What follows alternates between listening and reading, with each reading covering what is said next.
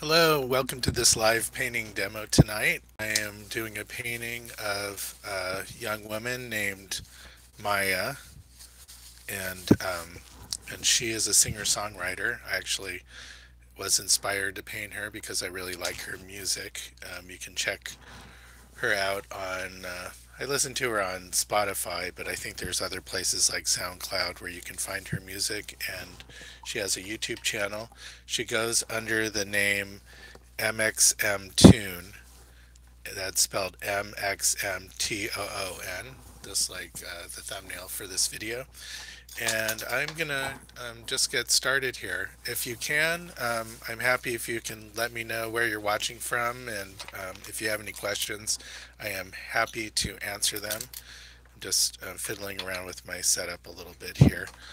Hopefully, I think I have the angle now. A lot of people have been asking to be able to see my palette, and in the past I've pointed the camera a little bit more downward so that you can see what I'm doing. Let me get a nice clean area here. Sorry about for the fingers down the chalkboard noise going on there. Okay. Again, as usual, I have a setup where the photo on my monitor is set up as the same size as the panel I'm painting, and that way I can measure from the edges or around the measurements around the monitor to the measurements on the panel, and plus it's very close to being sight size, meaning that the view of the painting um, in the monitor is about the same as it will be on the panel, so that at some point I can start to look back and forth between the monitor and the panel and see where compare where things are the same or different for both placement, color, and value. Okay, got a little bit of paint down, and I can start to measure. It's good just to get a few marks down because it's a little hard to guess right off the bat. Like I never would have guessed that the edge of her face was that far over. And let me get the top of her head. Just going to get kind of a rectangle of where that's her hairline there, the other side of her face. Just kind of get a sense of where I am in this whole thing. Instead of, usually I just jump in just guessing and then I have to move the thing over 2 or 3 inches because I was tend to be that far off. Okay, and I'm painting her close to life size. This is from a photo off her Instagram page. It appears to be a selfie, but you never know. This might have been taken for one of her album covers or something like that. But I think she does a lot of her own artwork, or maybe she hires some designers to do her song covers for thumbnails.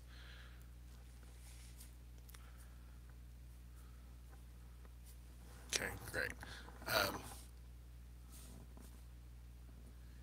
Mario says, looks like you got a really tough one. Well, we'll see.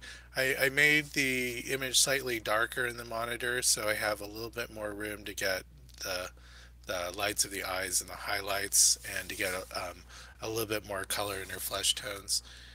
As I pushed it darker, there was areas that were going very pink, so I adjusted the color a bit, and I may pull out a little bit more pink in the glasses than we see there, just because originally there was more pink that I could see. Jack saying hi from South Carolina, and Farah is watching from Seattle. Great. I think just because of the time frame that I'm in, either people tend to be viewing from the U.S. and Canada, or sometimes from New Zealand and Australia. Usually in Europe, it's the middle of the night, unfortunately, and my audience there has to watch it on replay. Just get some of more landmarks in here. I need a longer brush. Okay, so I'll do this two-handed. Base of the nose. It's It's right about here. Let's measure that again. You know what they say, measure twice, paint once. And space between the lips, or the separation of the lips, I should say. It's right about there. Okay. And we have eyebrow, another eyebrow, and then her glasses are going to come in somewhere around here. Try to get those in the right perspective. Well, you notice the point of the heart is outside of her face, so I have to move these over just a little bit. The arch. The other point is coming right around the middle of her eyebrow. And then coming up to her hairline. Okay, so I've drawn those with 40 different lines, so eventually I'm going to have to settle on one of them. And then the arm of her glasses, she's pinching right there.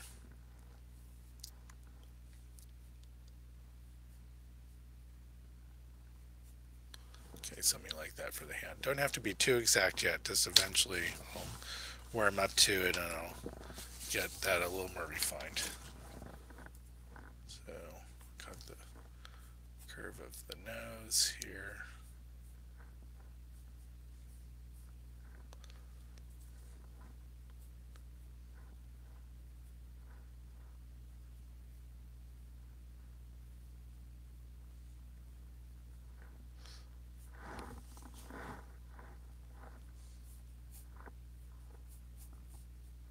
And the bottom of the earlobe is kind of angled down like that.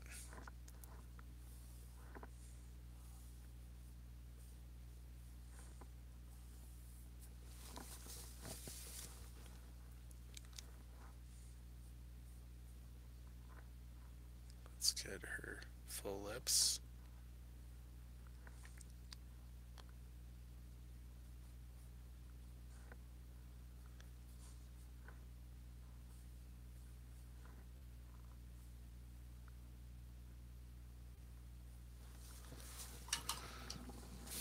Okay, I'm going to start bringing in a little bit of color so I can start to see develop the form a little bit. Now, the top of her nose, that's going to be the lightest area. I kind of put in a darker gray there. I really do want to try to keep it close to white so that I can come in with a little bit of a pink tint. Still have enough room to get that. I may have to come over with a lot more white eventually to get that light enough.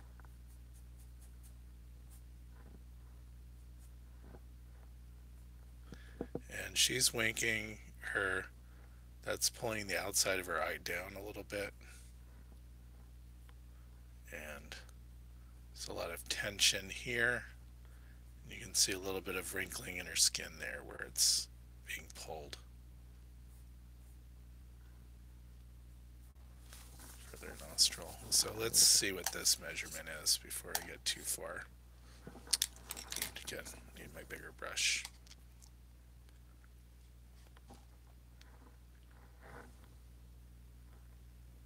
So yeah, that looks pretty close. I feel like I have her nose too broad to begin with, but I can slowly adjust that until it feels right. Let's pull the nostril over a little bit, that'll help. Something like that. And then, again, measuring. I've learned do a lot more measuring and it will save you time in the long run. Guessing can only get you so far. I mean, yeah, it helps having good drawing skills, but part of drawing is measuring.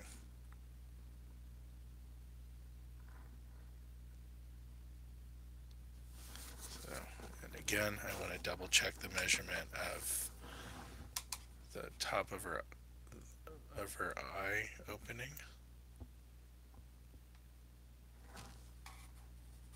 So that feels like it's too high. It is too high. So I'm just going to bring this down a little bit.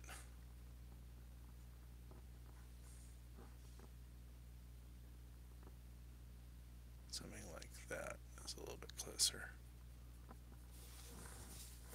And there I can just use that upper line as the crease in her eyelid. Let's just do it like that. And I'm going to go a little bit bluer tint with the white of the eye. And eventually I'll build up to getting more white in there. And then the far side of the white of her eye actually is much closer to the color of her iris than the other part of the eye. And then I decided at some point, in the photo she doesn't really have a strong reflection in her eye, but in the end I'm going to probably put one in. And then let's correct the shape of her nose.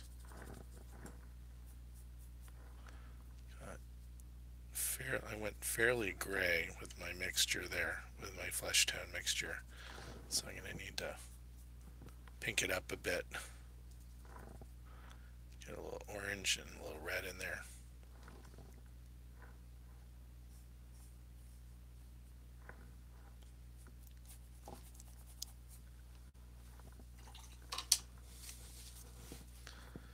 And I want that, it's really her eyelashes that you're seeing in her eye wink.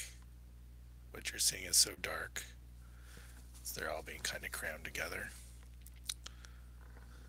Otherwise you wouldn't necessarily see that much.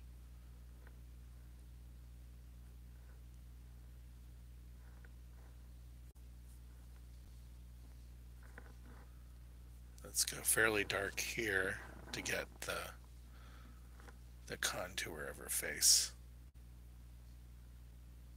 Just going to take my time here. Get something fairly close to what I'm seeing in the photo.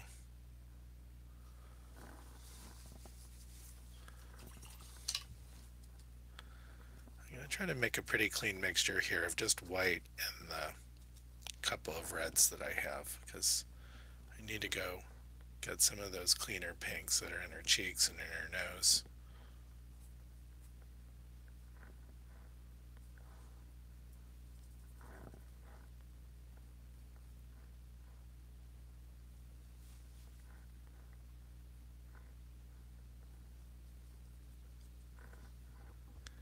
And she has a little bit of shadow under her nose and then on the sides of her mouth where they're pulling away from the light. Let's get some red down for her lips.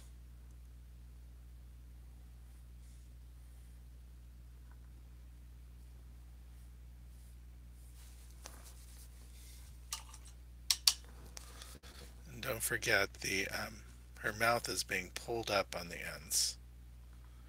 Kind of a bit of a smile there. And then they go almost to black here. There.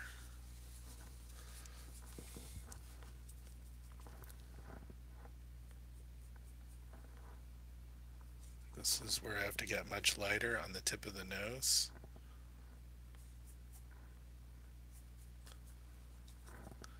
And the tops of her cheek are also more towards the light than further down. And then I have an area around her eyes. I'm getting a bit of purple coloration and some pink in the corner here.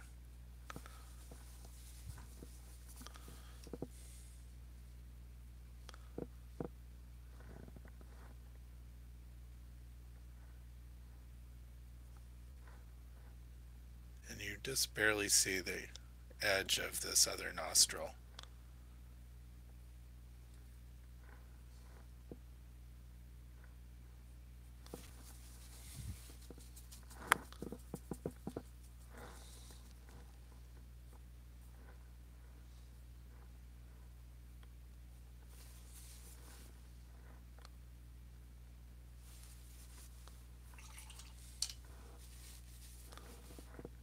Let's pull the cheek out a little bit further.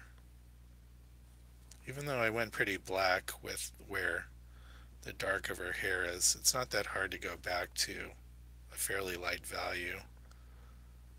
And then it gives me an opportunity to play around with the edge of the cheek to make it either a harder or softer contour or edge. And making that edge soft is sometimes useful to emphasize that it's moving back in space away from us, or it's moving away from the focal point of the painting. So you can create a little bit of sense of depth there with playing around with edges.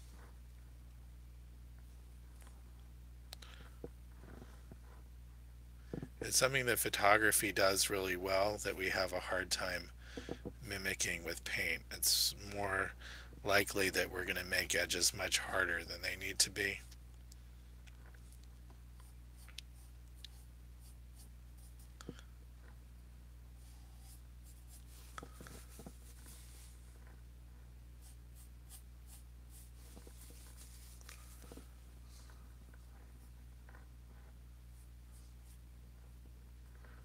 Okay, and her eyebrows are very close to black, or a dark gray with not a lot of color in them.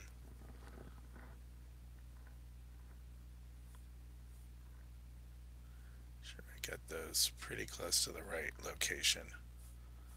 We have her hairline coming down pretty low over here. Goes up through the glasses. And then this is where we had measured them right up to here. And then again coming down through her glasses. Okay.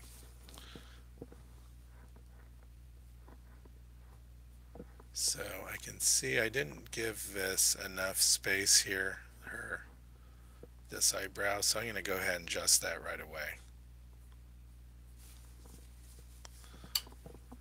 She's lifting that eyebrow up. Okay, and let's indicate kind of the pink color that we're seeing through the glasses. I'm just going to make this one color to begin with, and then I can put her hair and the other darker values in, and then come in with the highlights more towards the end.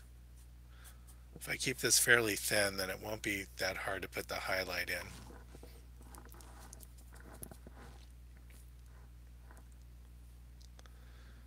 Sometimes it is a little helpful to strategize about what thing you're going to put in what layer. I know when I was doing landscape painting, sometimes it was easier to do the things in the far distance, do the complete horizon line, or whatever you'd see if it were, the ocean off in the distance or something like that, or some mountains. Put those first, and then you would put things breaking that line, the trees and whatever else came in the foreground on top.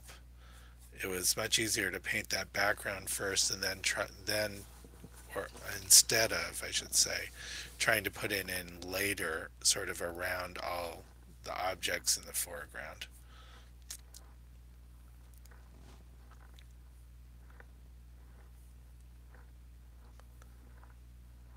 We have her hair, it's moving back in space here, and the hair coming out the sides is swooping around back behind her collar. So we got a little bit of neck showing here, and then we have our pink collar, and then that's leading off the edge there. Let me get another measurement of her chin. Make sure it's in the right place. I measured it from the top. Sometimes it's useful to measure it both from the top and the bottom. Looks like I have her chin coming down too low, so I may have to adjust that.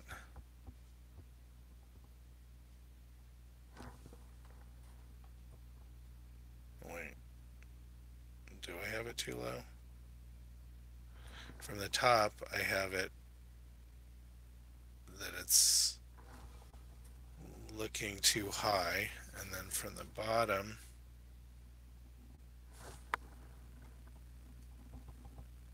Yeah, it's just a touch too high. That's okay. I'm going to keep it about where it is because I know I'll have a tendency to pull it down over time. And I do want to make sure her lips, color in her lips are up high enough. And I want to pay attention to the center line of the lips where the philtrum is underneath her nose is coming off this way. Then there's a highlight here. It's where her lips come forward. And then the center line of her lips are right about there. Just going to indicate just a little bit darker than it is just so I can see that. And then this is coming back into space where the separation of the lips are. And then again, I'm just exaggerating this a little bit so we can see it. And then the center line is starting again about here. So you can see, just with some of indication, you can see that you get the feeling that it's moving back in space here, and then it's coming forward again. And then this separation just has to be a little bit higher. Again, that's what my alizarin permanent is for getting that right color there. Great. And the shape of her lips is emphasizing the fact that it's being pulled into a smile, because it feels tight across the middle and it's sort of flattening towards us. So it's those little things that help give us more information about the gesture, so you feel the emotion, you feel the tension in parts of her face to make the expression.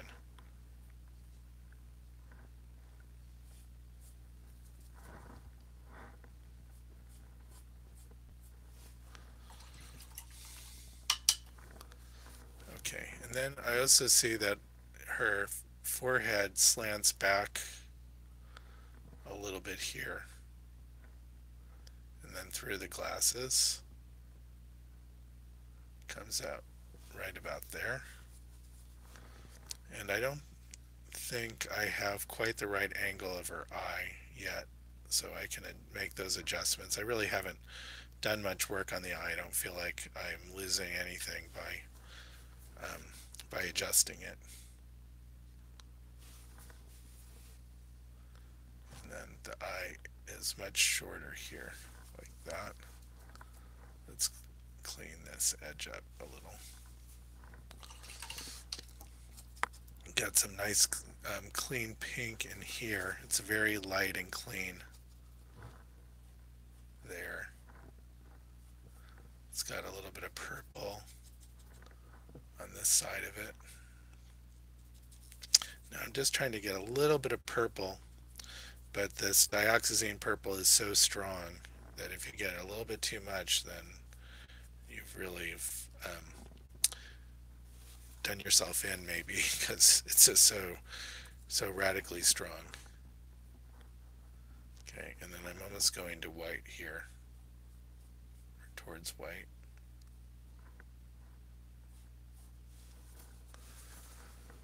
Okay, and it's not until I get most of this, the white of the panel covered, that we can start to really judge the colors and the values, and it will start to feel a little bit more like flesh tones.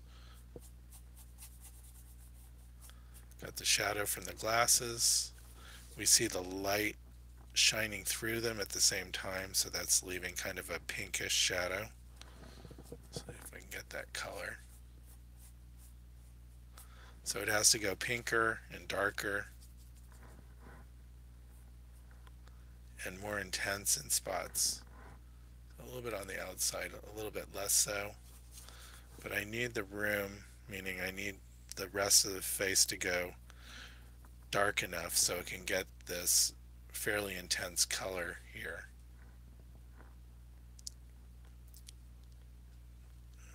And I may not be able to quite get there, but having the value structure right really does help get the colors and the values that you want. If you start off the painting too light, then you're going to have a hard time getting the intensity of color and also the range of values that you need to really describe the form.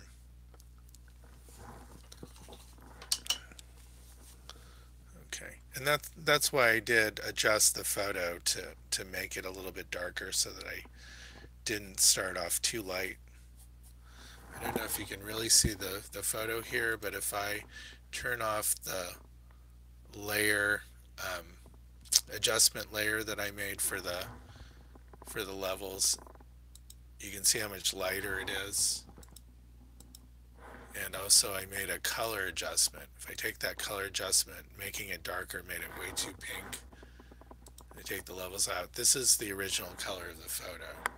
So if I go back and put the adjustment on, you can see it really looks about the same, but then you realize when you take it off how much paler and lighter the colors are, and it would have been really hard to paint in that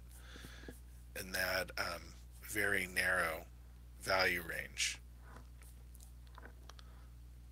So it's the importance of knowing the appropriate range for the painting that you're painting. It's a little bit like picking a key in music, that you want to make sure that it puts you in the right place to be able to use the right instrument or to sing in the right range that's comfortable or makes sense for the music. It's the same with the painting.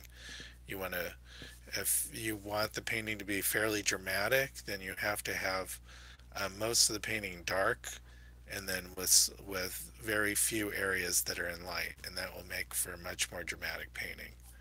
It's a little bit, and again, similar to music, like picking the right key, going into a major key or a minor key makes all the difference in terms of the feel of the music.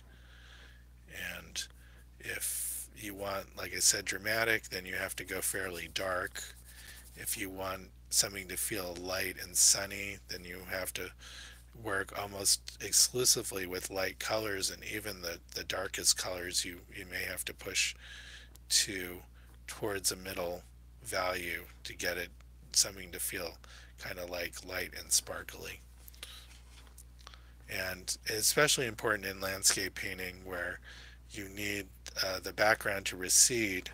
You really do have to temper your values, so anything that's in the distance all has to gravitate towards a middle value, and then everything that's coming towards the foreground you're able to use more extreme value differences to really make it feel like it's coming forward. Just trying to get sort of the silhouette of the shape of her hair. It actually probably comes out a little bit further over here. This kind of swoopy shapes. And then I'm going to get the darks in the top of her head. And the black that I'm using, this is a black called Chromatic Black. It's by Gamblin Paints. It uses a mixture of phthalo emerald and quinacridone red, if I remember correctly. And those are perfect complements to each other, so they do completely neutralize each other when they're mixed in the right quantities. And because they're both perfectly transparent, they make a very transparent, rich black color that you can get increasingly blacker color by painting more and more layers of the color. So it may start off as transparent, but as you add more and more layers of that color, then it does really tend to get very black. So I have something a little off here. I have her eyebrow here. I think I need to bring her hairline up higher, because you see where the arm of the glasses is coming. I think they call that the arm. I've still been trying to figure out the word of what they call that. The stem of the glasses, the arm of the glasses. Anyway, it is up higher in the hair, right there.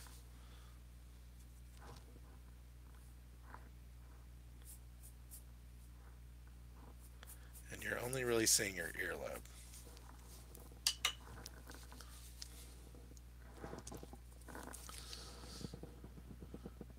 Okay, so yes, Jack says already has her likeness. Yeah, well, that's all that measuring does make it a little bit easier, getting the features in the right place, and then it's just a matter of getting the right shape and the right feeling of pull or tension in them.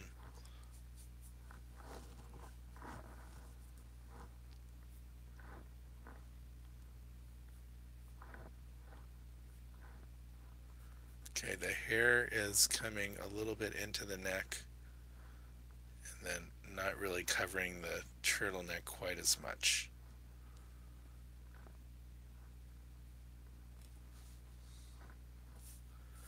I have the edge of her hair coming down to about there.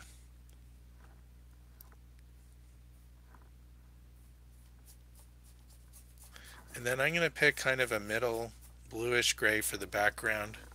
That'll give me, again, a lot more room to work with, to push things lighter, to get the face feeling lighter, more luminous if I have the background slightly darker. And I can go dark in a little bit darker in the arm, get kind of like darker pinks going there, something like that. And then I can go into lighter pink in her collar. Okay, so let's see if I can continue getting the flesh tones indicated. Really want to save room where I go much lighter in the cheeks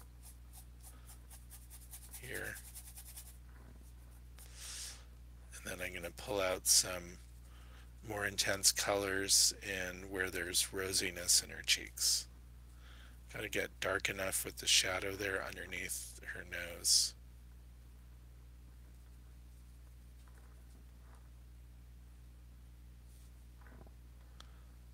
Darker inside the nostril. And usually for the inside nostrils, tend to use a combination of alizarin permanent and black to get something that's dark enough but has a little bit of red around the edges as it gets lighter.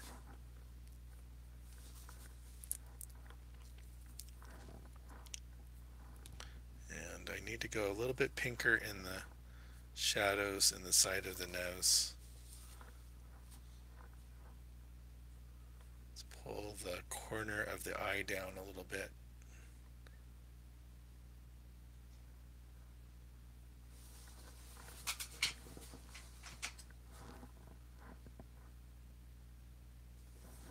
Okay, I'm going to just remeasure that eye just in case I got too far off. That looks pretty close to where it needs to be. So now it's just a matter of filling in the rest of the face, the paint by numbers method, going area by area. I'm being a little bit facetious there, but you guys get the idea.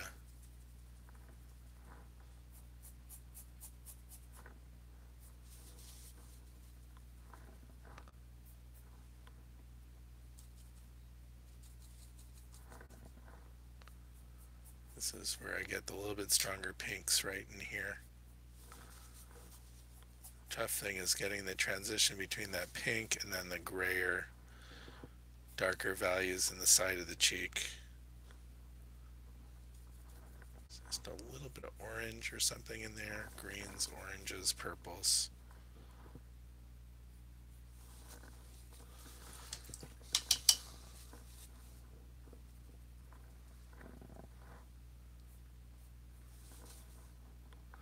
Okay, gonna need a little bit of paint buildup on the top of the nose to get light enough.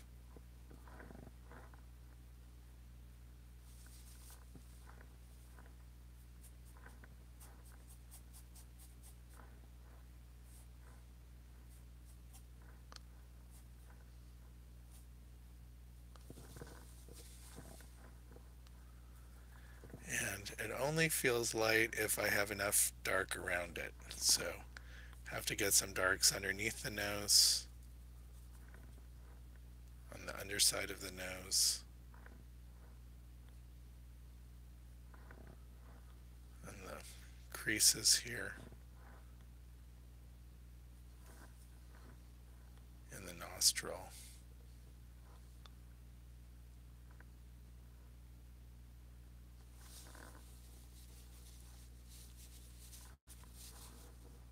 Let's see if I can clean up the eye a little bit here. This is not really feeling eye-like yet.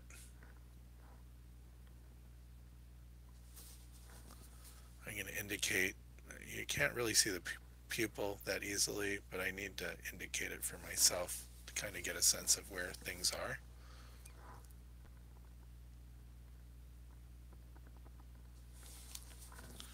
And I'm going to throw in a little bit of like caramel color.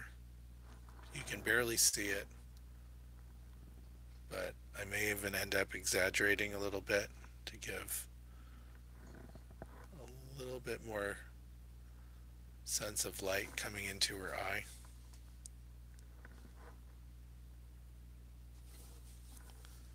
See if I can catch the black rim of the iris there. And then I said I was going to exaggerate the light that's in the eye here. Even put in a brighter reflection. Okay.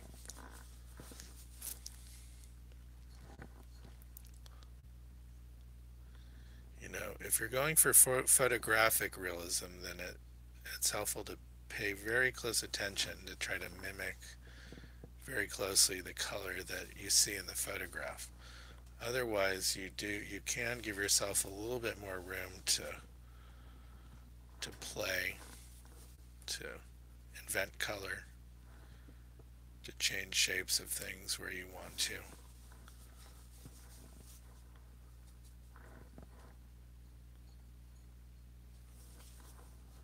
Okay, gonna continue working on altering the shape of the eye a little bit until it starts to feel right. I got a little bit of the mascara here, eyeliner rather, coming in underneath. That's actually much thinner, so I have to carve into it a little bit. That, and then if I look at her eye compared to the painting, it feels a lot more open. So I'm going to add a little bit more white, and then I got to pull the lid down faster here.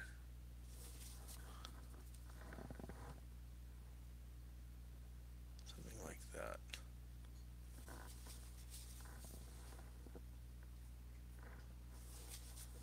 And of course her eyebrow is thicker than when I initially painted it.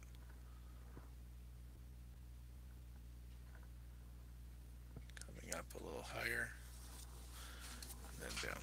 Okay. Let's get that a little bit cleaner.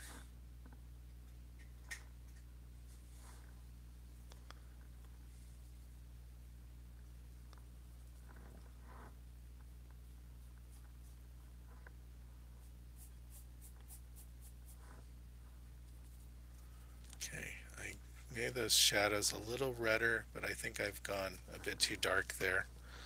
So I will come in with just a touch of white to lighten it up. So it's something like that. Okay.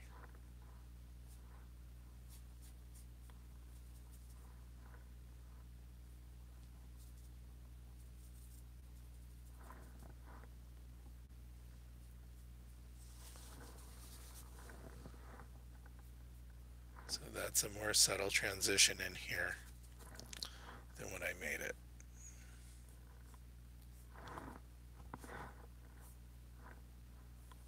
Okay, and I can start to then create the shape of the cheek as I'm putting in the side essentially here and making sure that I make the transition such that I'm mimicking how fast or slow the cheek is turning in space.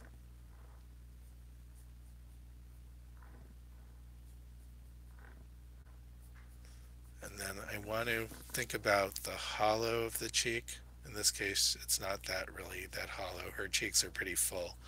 But I want to think about where that line is that's um, between the cheek and the jawline, which is right about here. And then she's going into a little bit of a dimple.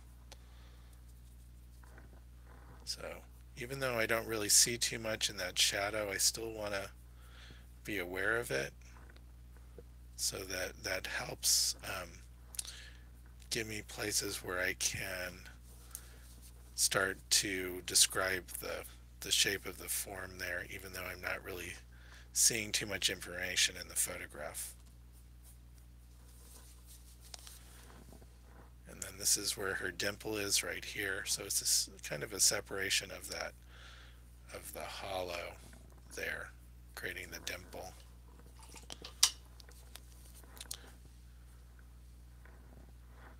And she probably has a dimple on the other side, though. I don't think we're seeing it.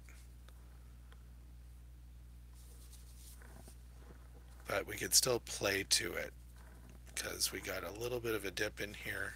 We can play that against the other side.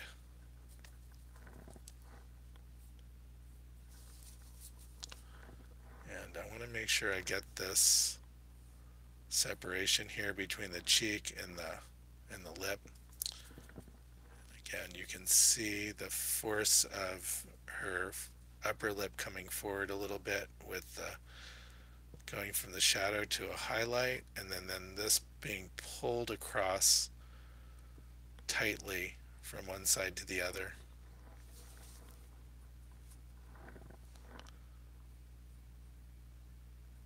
So these are just the areas of light here.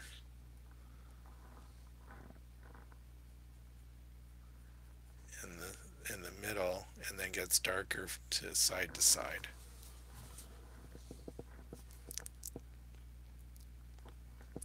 Okay, let me get the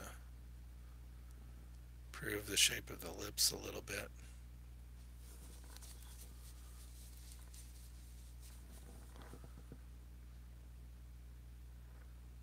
Pull the edge of that nostril forward a little bit.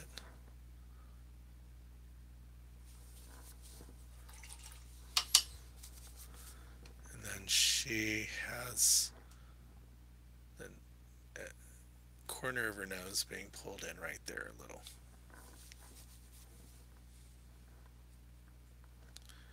Even a little bit lower, something like that.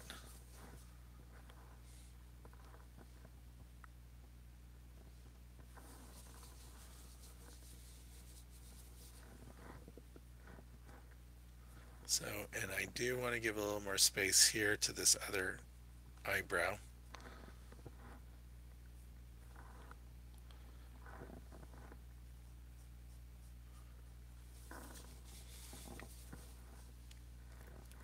And then this is actually getting cut off a little bit quicker.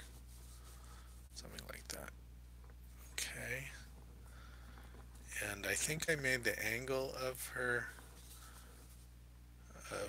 closed eye a little bit too strong.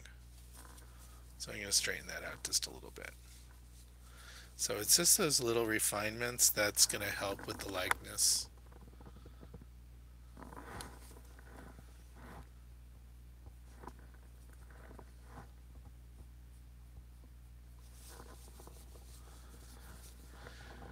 Okay, I'm just going to quickly get the rest of this covered so I can really start to see it.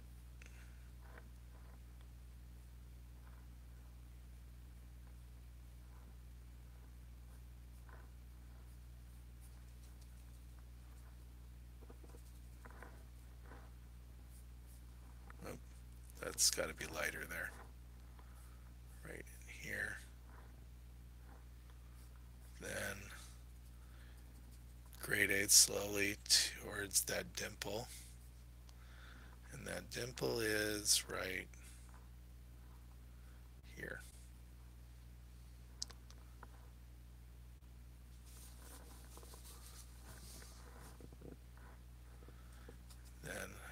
little bit of redness at the bottom of her chin, some shadow.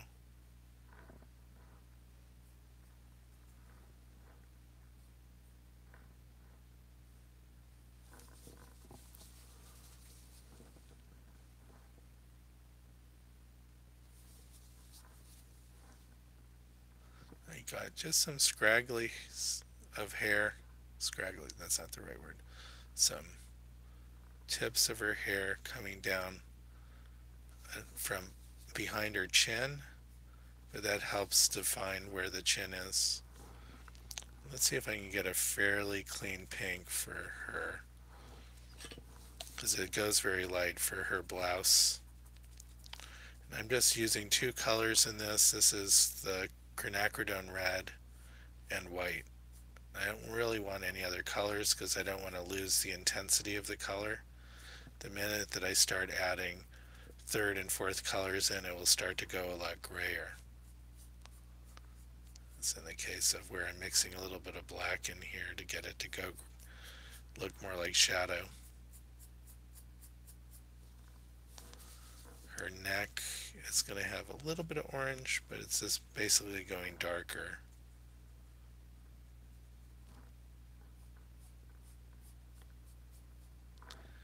And again, sort of a transition out of black here. Okay. And there's a fairly strong line between her neck and her jaw. I want to make sure I go dark enough there. Okay, now the rest is just fine-tuning those values in her face. Let's just get the last remaining bit done, and that's in her forehead. I want to go more towards orange up here to contrast with the rosiness in her cheeks.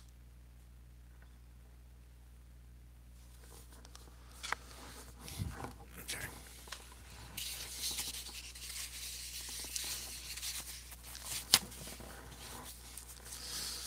So let's start to clean this puppy up. I need to get quickly kind of a silhouette of her hand.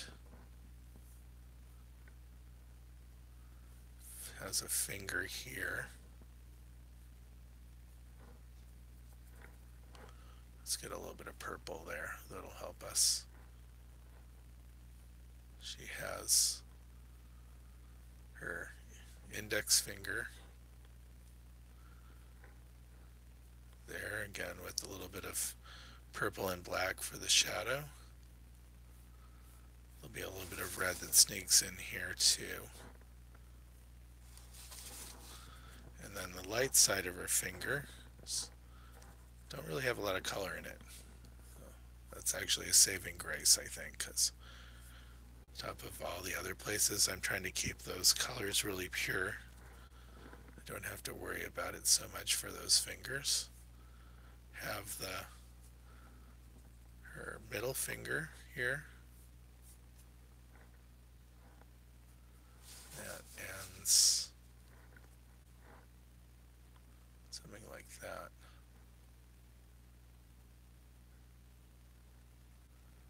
Got her. I said index finger before. That's this one. I forget what you call that other finger.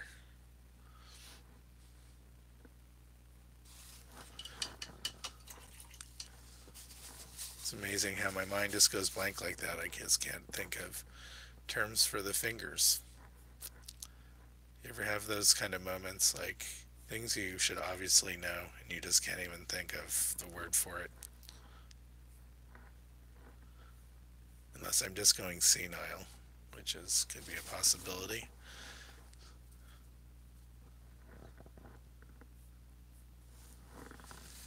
Okay, so I'm feeling the gesture of the hand there too, which is helpful, as you do want that to play a role in the whole thing. And she has a very John Singer Sargent kind of gesture to her fingers, which I don't get very often in these these photographs. I bet he spent a lot of time posing his sitter's hands. I mean, you look at every one of his paintings, the hands are just like perfectly placed and gestured to emphasize, to give this sort of elegance to the paintings. And that just doesn't happen by accident. Okay, I need to make a big batch of background color. So what color is that going to be? So I know I want it in the blue family. The question is whether I go more towards the purple or more towards the greens. And I'm thinking about more towards purple, with maybe some greenish, more greenish areas. That's a little too purple. So let's see if I can pull it back a little bit towards, away from purple, a little bit more towards a balanced blue. Okay, that looks like a good color. I like it. Has kind of a bit of a vibration to it, which I like. It's not quite as neutral as the background in the photo.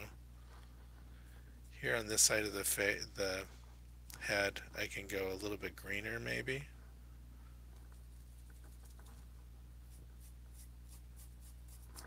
So if I have more green over here, lighter and greener,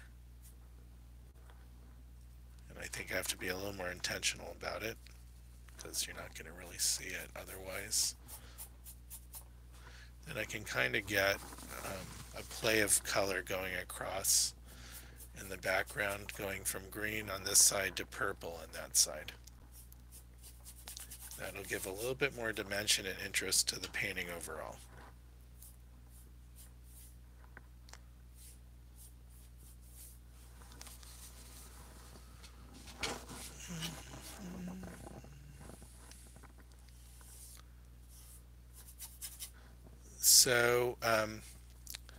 So I mentioned it early on that this is a singer-songwriter. Her name is mxmtoon. mxmtoon, and her music is, I would say, fairly is understated kind of music. It's mostly her and being accompanied by her playing ukulele or other instruments, and not much else. I mean, there is some more production on some of her songs, but generally most of her music is just her playing. And I think that she started off on YouTube maybe 6 years ago or so when she was 14 years old. She is, if I get the math right, well, I think she just turned 18, so yeah, so 13 or so. And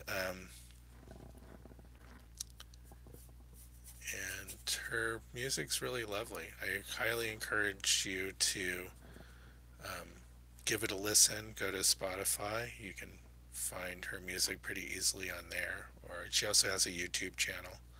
It's spelled mxmtoon, Toon. And her name, not her music name, is Maia, Maia. And she's out of San Francisco. And I don't know, I was looking around for actually music to put as background music. What do they call that? Like video score music for some of my time-lapse videos and my video tutorials, and I came across her music and I was really struck by it. It's really lovely, heartfelt, sensitive, and like I said, really sort of quiet, understated kind of music.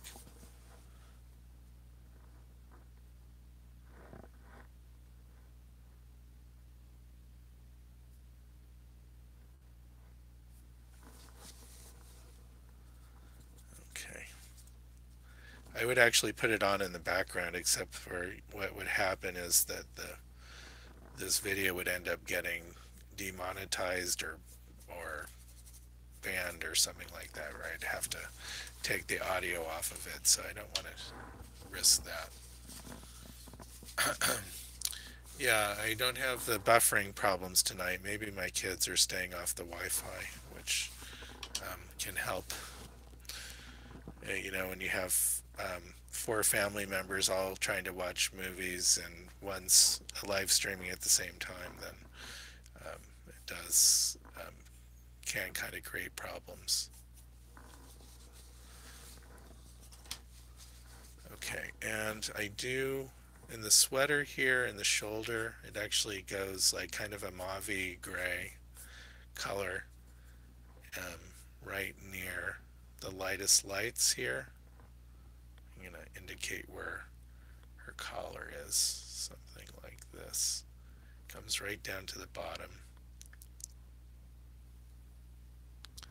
and then comes back, swoops up and meets right around there.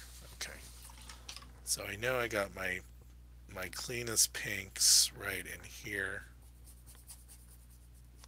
I may have to go a little bit whiter in some part of it. I have that really bright red heart that's here.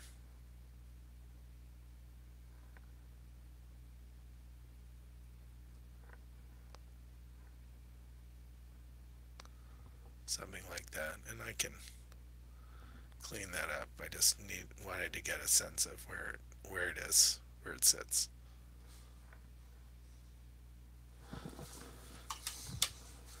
And that also means that the edge of her collar here is actually a little bit lower.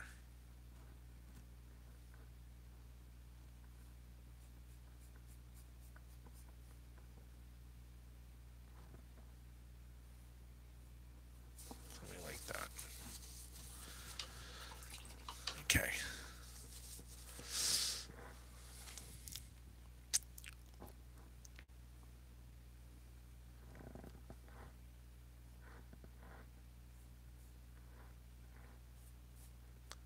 And not really paying that close attention to placement, but maybe that's good because I'm thinking more abstractly. Sometimes that's helpful in getting the drawing a little bit better without falling into kind of your brain's version of what it thinks it should look like as opposed to where actually things are. So the difference is using the right or left side of your brain to do some of the drawing. Your right side of the brain is always better at seeing the shapes and judging proportions. The left or more literal side is better at understanding what something is in context to be able to add a little bit more of the things that make it look like what it is. A nice nail color here, again with the John Singer Sargent gesture. Wish I could think of the painting. I think there's some sisters that he painted that have the hands held a certain way.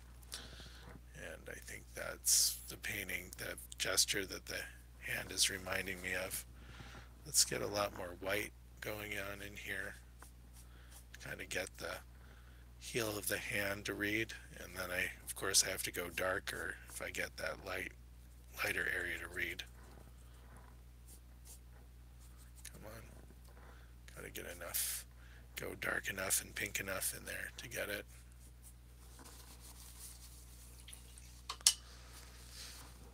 And I need to come down a little more quickly on this side.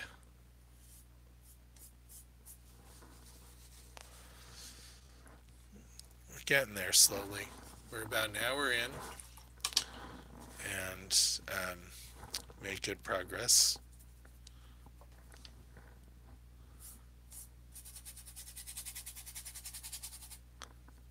Okay, want to keep that background fairly dark though. Don't want to get too light with it. And maybe not quite so much color.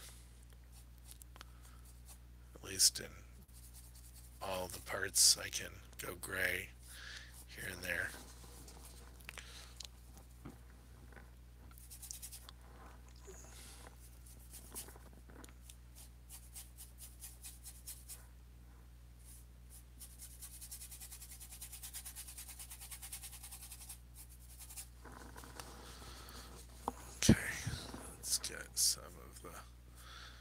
diffuse in here into the hair, into the negative shapes. And she has a white ear, so let's fix that. That's still too light.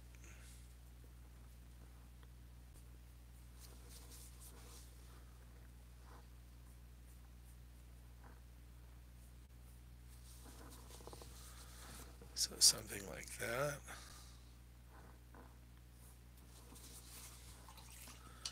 I don't know where that purple came from, but I'm going to have to fix that.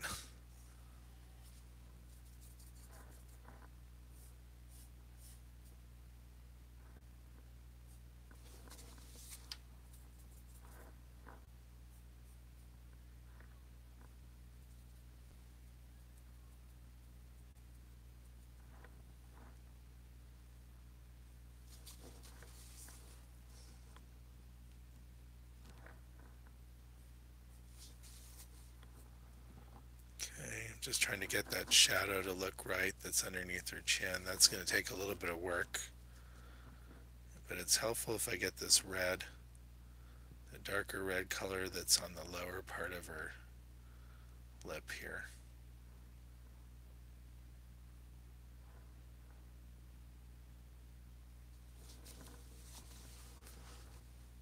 And remember I said the mouth feels like it's pulled tight, so that's this shape where it comes down a little bit on the outside.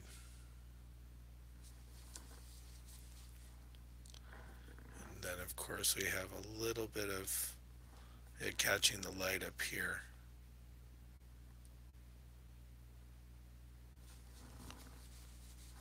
Okay. And the side of her mouth actually comes out just a little bit further before it comes up. Really, then we can feel the pull. Let's pull this a little bit thinner.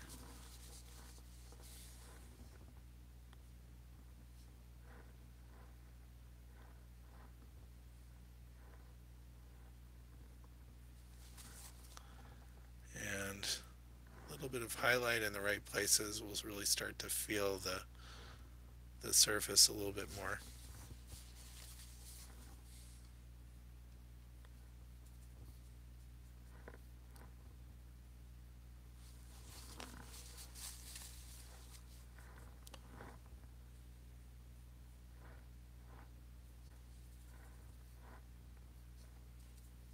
Okay, and I need a bit of gray right here.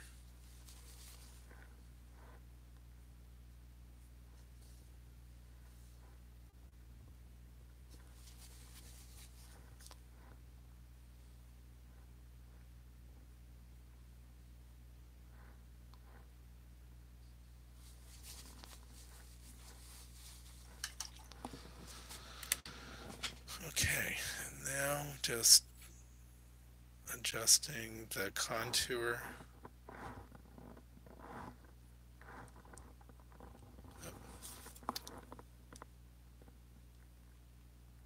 Oops, what happened to my painting here? Oh, I'm watching the painting on my screen, and I must have hit the back button, and all of a sudden the whole painting disappeared because I went back to the beginning of the video. Okay, so I don't know where I am there, but okay, I think I'm in the right place now.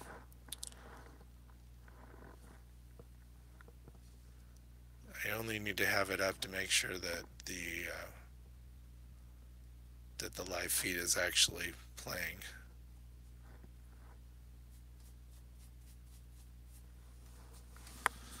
Okay, so now I have to get serious here and get all these flesh tones working and all the colors in the sweater, etc. Let me just indicate where some of these folds are.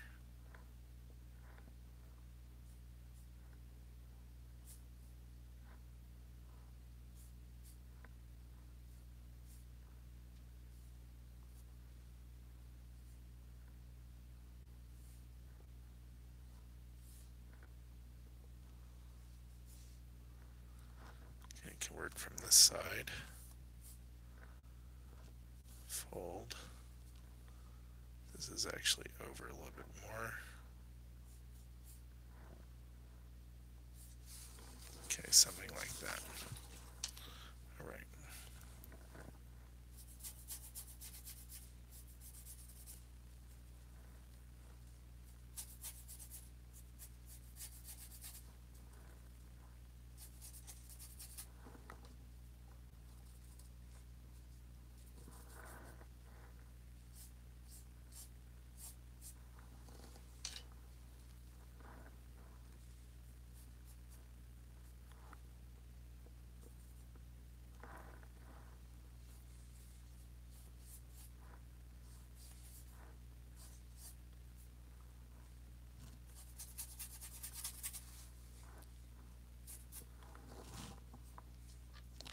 Okay, I'm running low on white here, and that's the only way that I can keep these colors clean enough is by using lots of white, so it's time to put a little more out.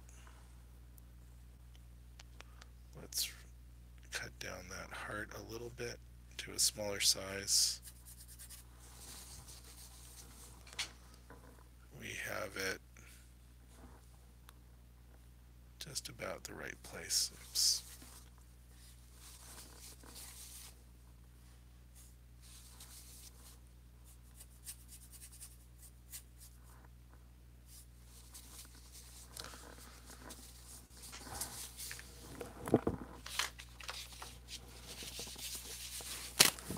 Hi, Victoria just joined us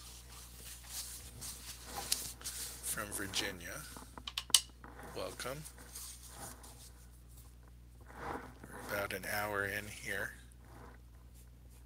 and it's coming along nicely. Have to get very careful about my transitions here to really create the sense of form. And I need to get a lot more white on my palette because I do want to get a lot thicker with the paint, and I can't do that without enough paint. So let's get a fair amount of white here. I've just ordered some more white from Dick Blick, so I can be a little bit more generous with putting that out. I also have a little bit of a mixture of medium here. I have safflower oil mixed with Galkid, which should give me a little bit more fluidity and a little bit more shine to the paint. Okay, so this is where I'm going to start to try to follow the form with the direction of the paint strokes. And this is kind of a difficult thing to do. I've had know a lot of painters who say it's one of the harder ways of painting, but to get the kind of the contour of the face is one of the most effective ways of getting to it quickly. And your eye tends to follow the brush strokes around, but plus it allows you to paint from one value step to the next until you kind of create a pattern that forces your eye to move around the form.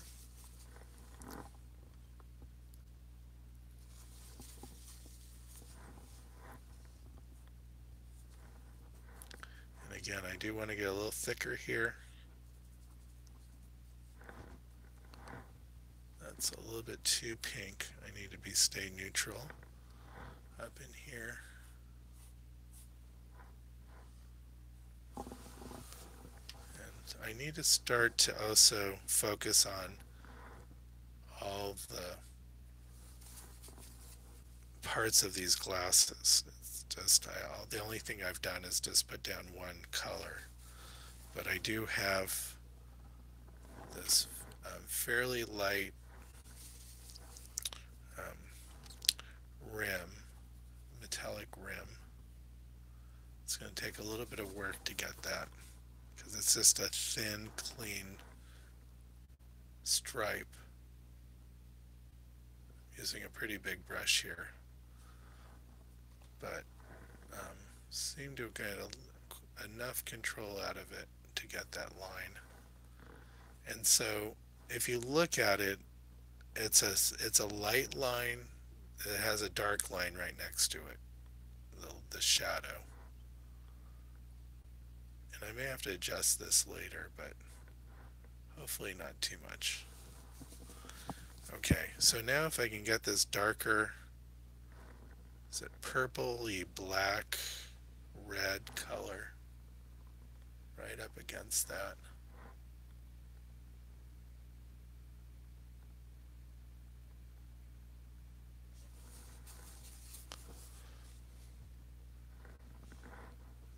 And it's on the outside here.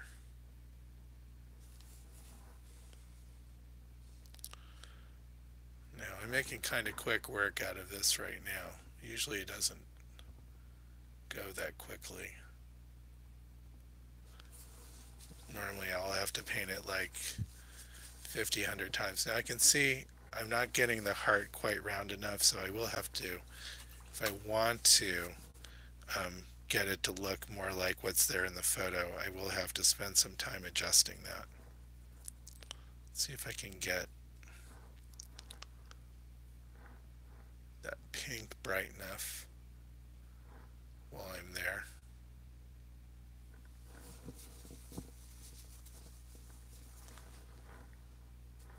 This comes up a little higher on this spot. And let's get that darker value in there too.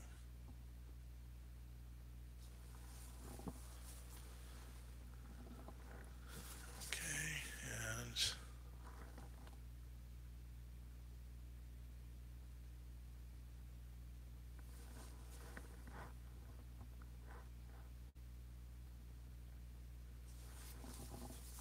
okay, something like that. So I can see this part of the rim. You can see it is taking a little bit of time now that I'm doing the adjusting. Comes up higher. The shadow will also have to come up higher. Clean that up.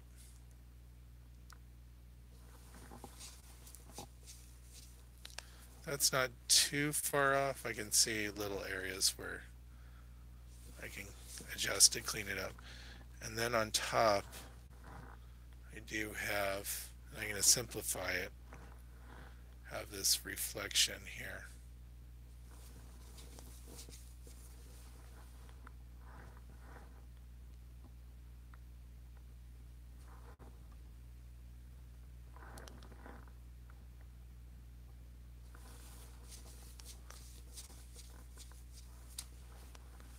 It comes down a little bit lower.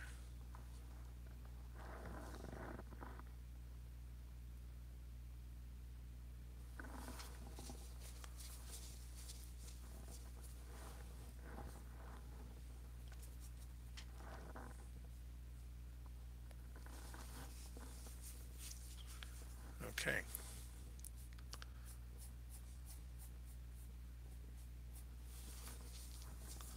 So if I do the same for the other one, okay, let me actually just get a little bit of the hair that we see through here. And then there's just a little bit of the bridge pad right there. Okay. Then we got this pink arms to the glasses that come down this way.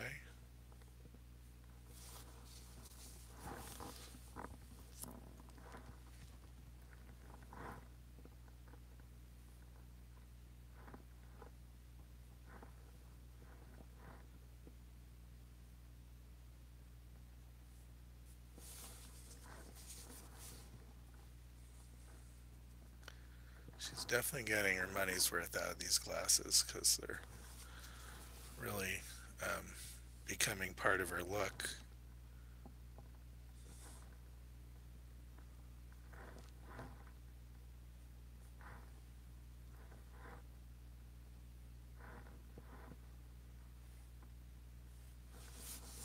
she probably should get some influencer money from the brand of these glasses.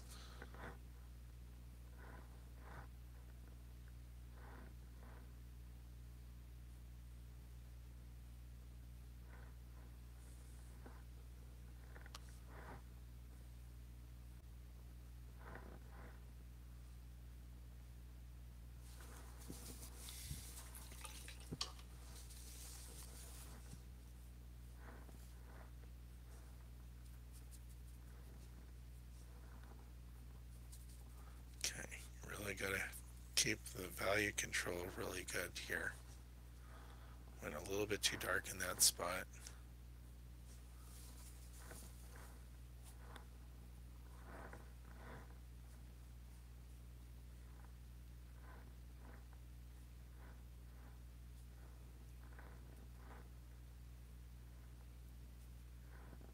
And again, we're seeing the light come through the glasses and coloring the shadow on the forehead.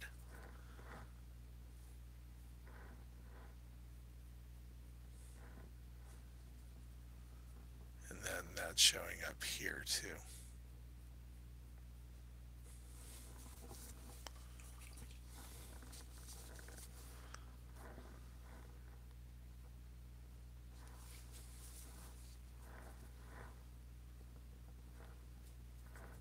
So I'm adjusting these transitions as I go, trying to get them to feel more like the turning of the flesh. And so I have to really, again, pay attention to color and value. When I say value, I mean how dark or how light something is. And at some point it will click in. Your brain will see it a certain way as you get closer to the values and the reference and the transition of values.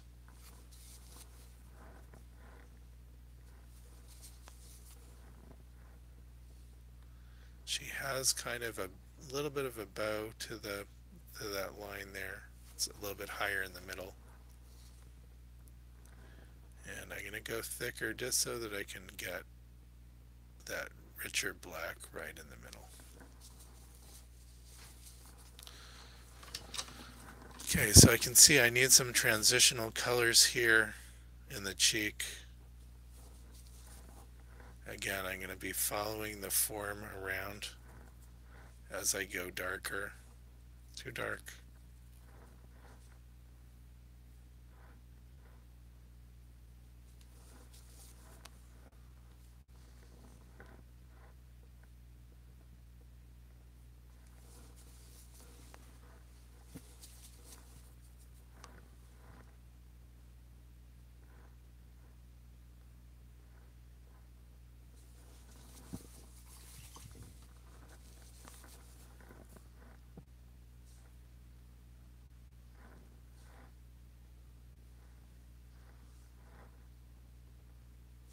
So she has kind of these like little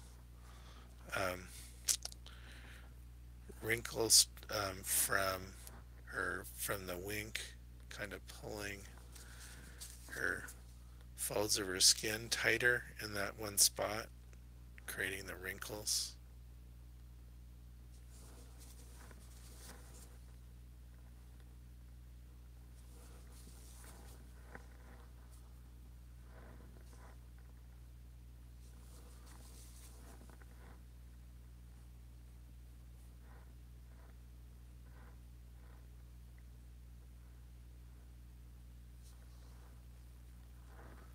And then I have this edge of her cheek that's being lit by a light source off to the side. It could be a window or a desk lamp or something like that.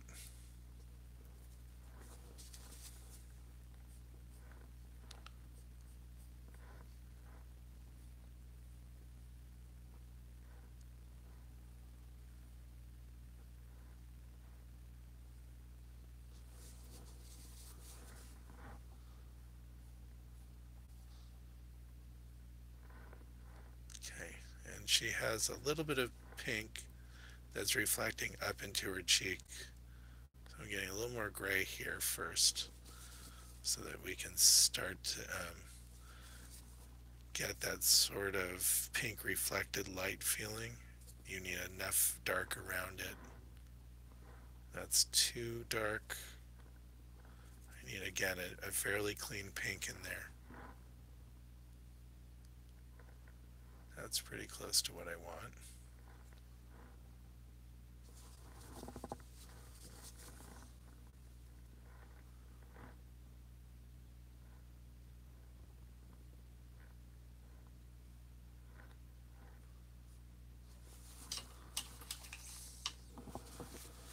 Okay, let's get these smaller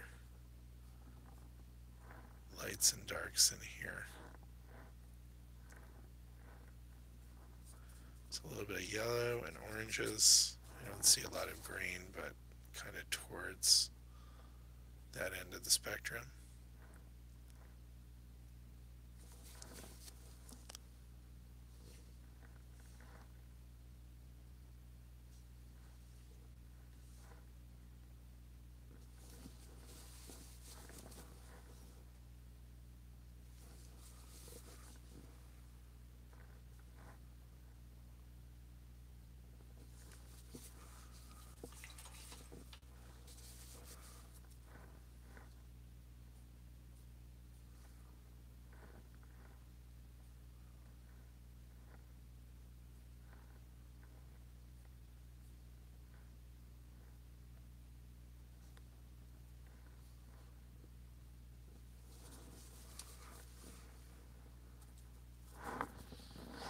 Okay, just going to keep on working on these transitions. Don't want to go so far that it feels so tight that I've wringed the freshness out of it. But I do really want to feel the surface of the forms that I'm painting. Sometimes it takes a bit of back and forth before you get there.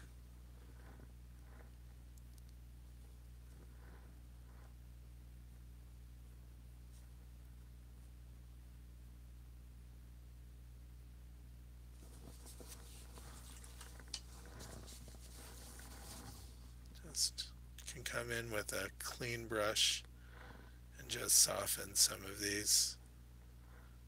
They're sort of, that's just a different way of working, but sometimes I can soften the transitions with coming in with a transitional color, or sometimes I can do a little bit of blending, which oil paint is very well suited for.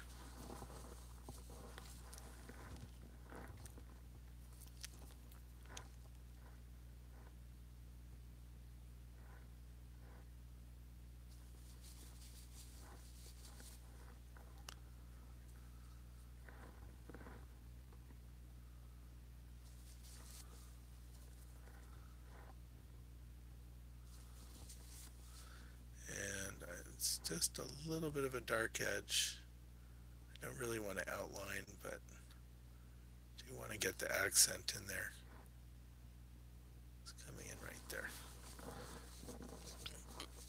Okay, and I can see I have a little bit of adjustment to do in the shapes in her nose. So I gave her too much bridge and too much nostril.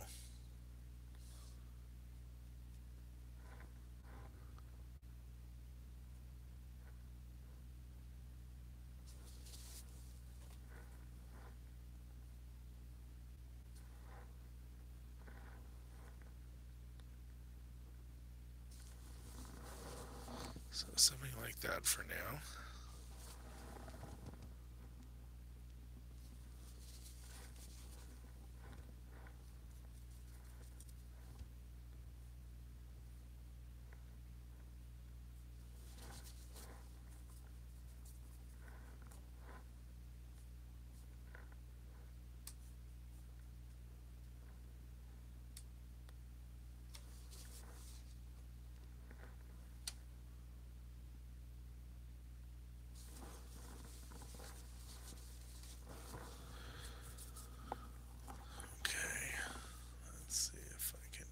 this right.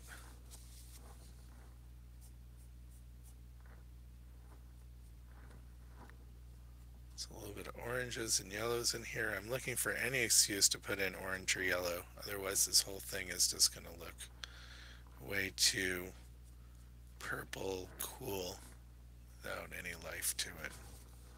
So I know there's some warmer tones in here. I just need to pull them out a little.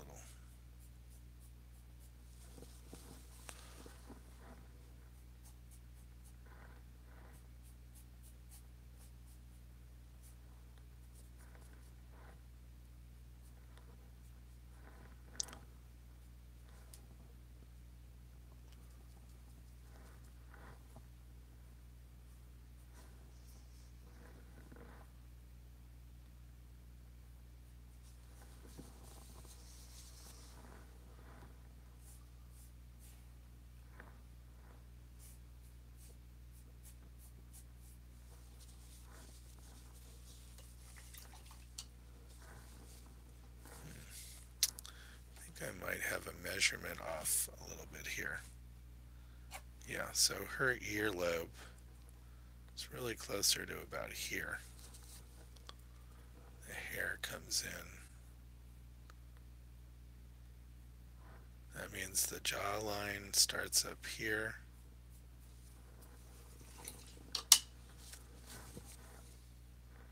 Yep, that's definitely a little closer to where it needs to be.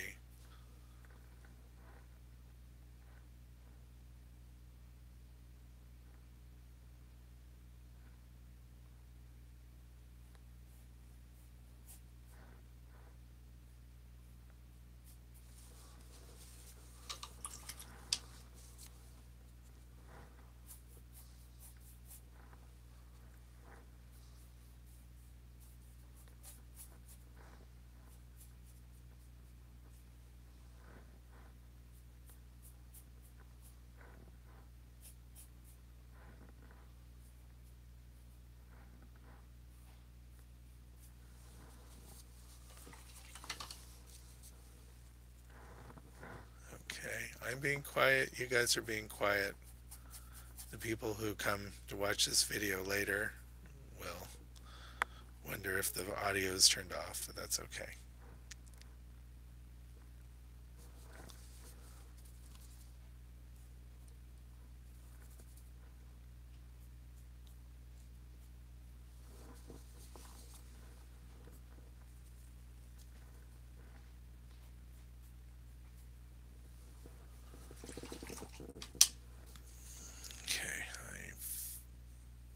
Pulled her neck back, but I didn't have her chin out far enough.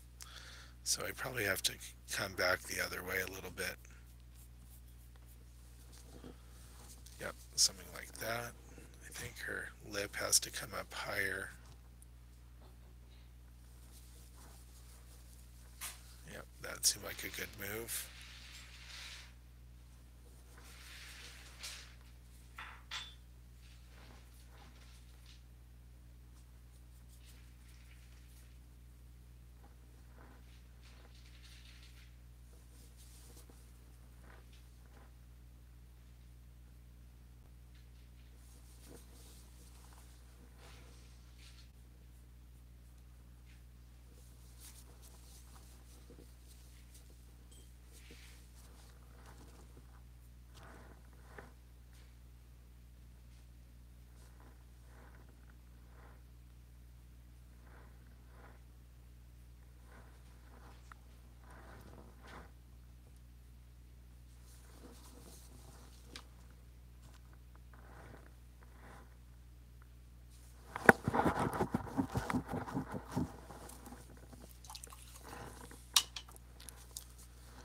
Okay, and she has some makeup on or something that's dulling the reflective light, or maybe it's just the light is so soft.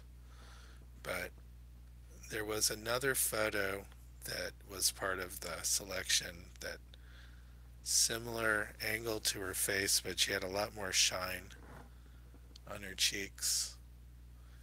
And I think I want to put a little bit of that in. I just need to find the right place to put it. Okay, forgot I want to do this line for the other glasses too. Kind of pink, but lighter. So the bridge is around here.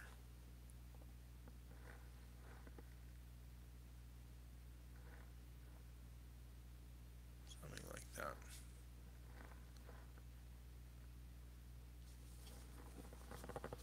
Yep.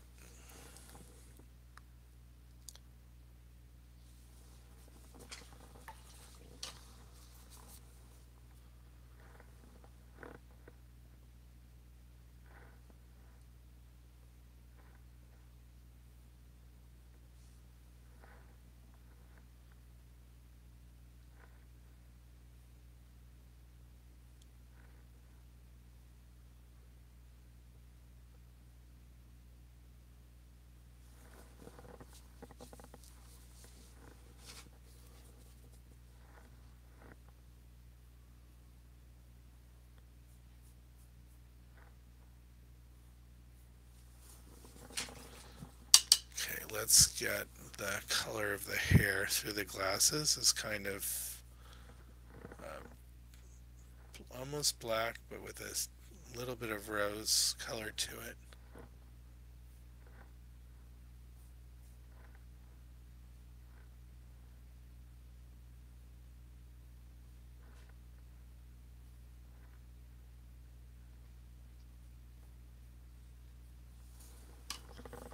Something like that.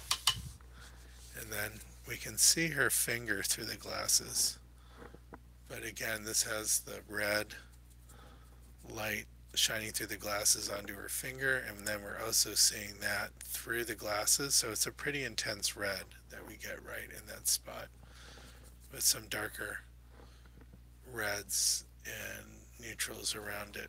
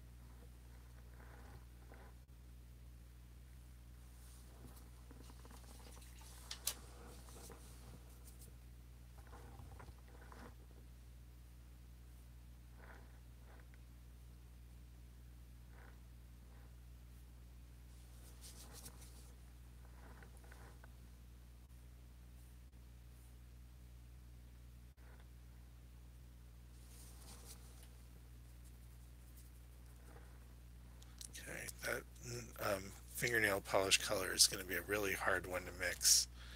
It's like purple with a touch of orange in it.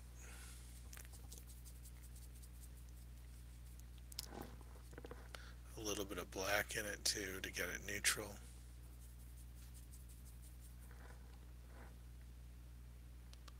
Something like that.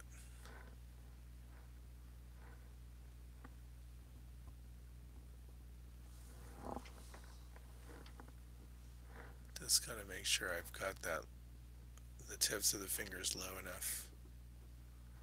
It's not too bad. Okay. Okay, and so to get that to work, the nail color, I need a shadow side and I need the reflection. The shadows have to be dark enough.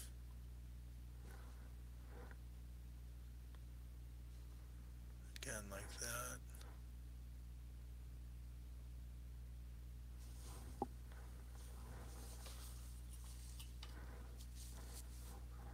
Got the nice rosy colors in the tips of the fingers.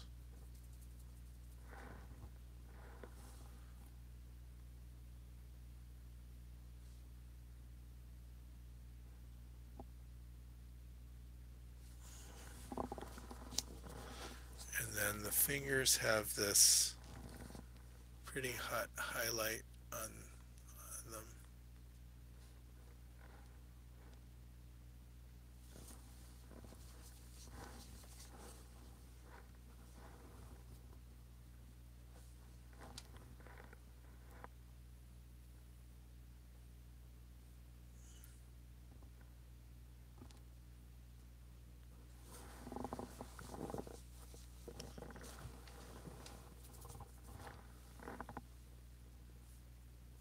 If I was going to paint the fingers in the John Singer Sargent fashion, I would figure out how to paint them with about 6 brush strokes in total and still have them be perfect. That's probably not going to happen here.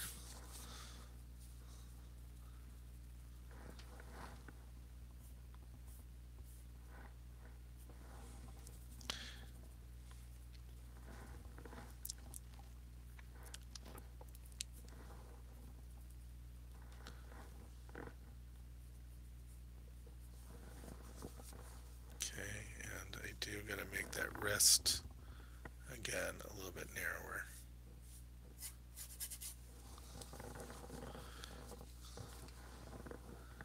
Okay, let's fix the contour of her cheek a little bit. Her cheekbone's just a little bit higher than what I have it.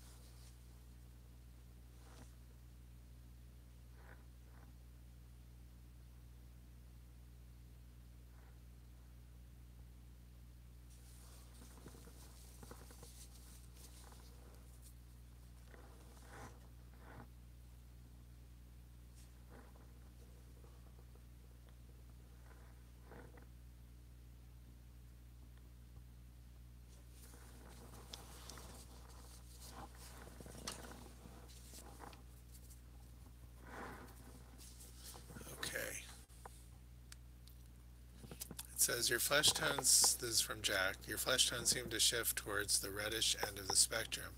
Is that the case or just a quirk of the video?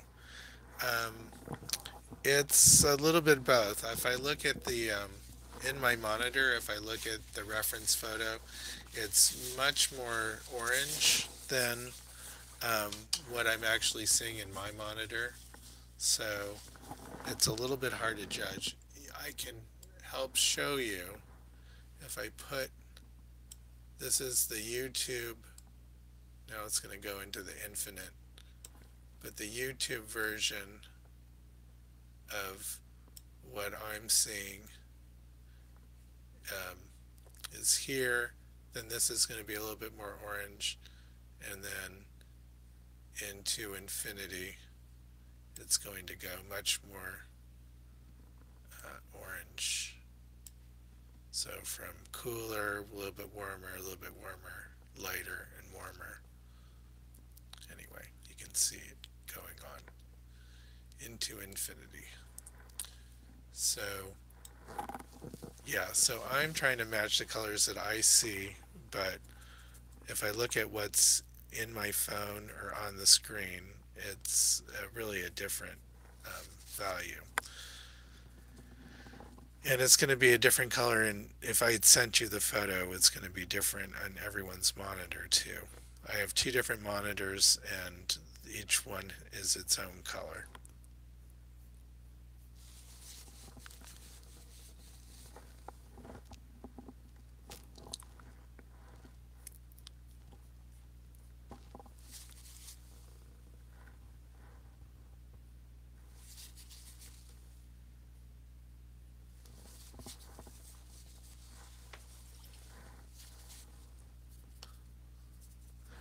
I do tend to rest heavily on white more than I do yellow to lighten, and that tends to make things much cooler. Um, I am a little bit timid about using the yellow, so overall things can shift a little bit from my over reliance on white.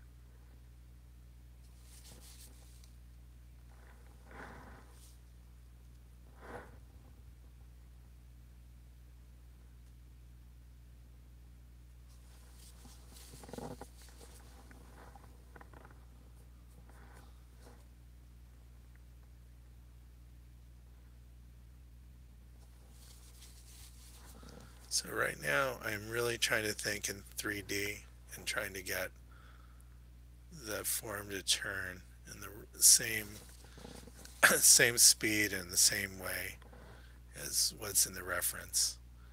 Not really copying, um, be exact every little thing, but I am trying to feel my way through it.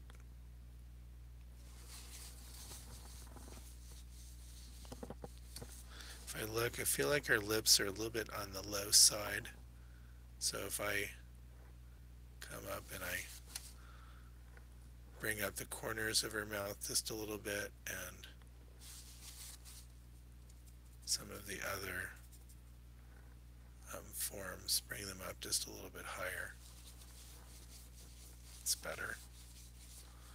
And then this lower lip also.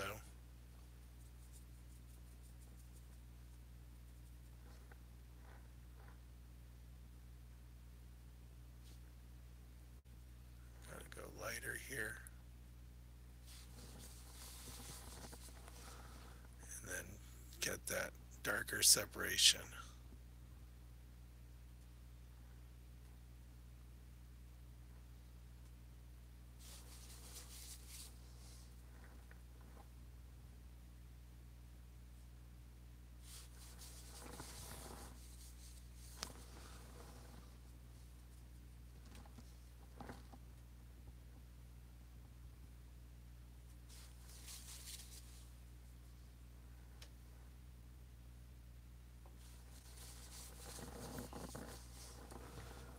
And I'm going to exaggerate the light in the lower lip,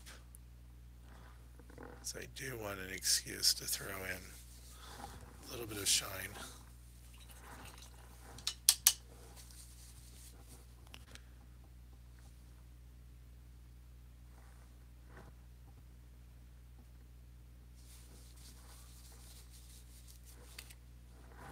Oops, did it again. I hit my space bar, which put me right at the beginning of the video. It's like, oh, my painting disappeared.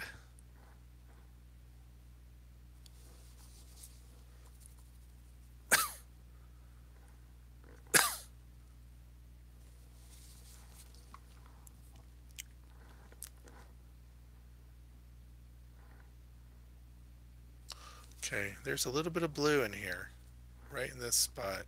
It's an excuse for me to go a little bit stronger with the blue.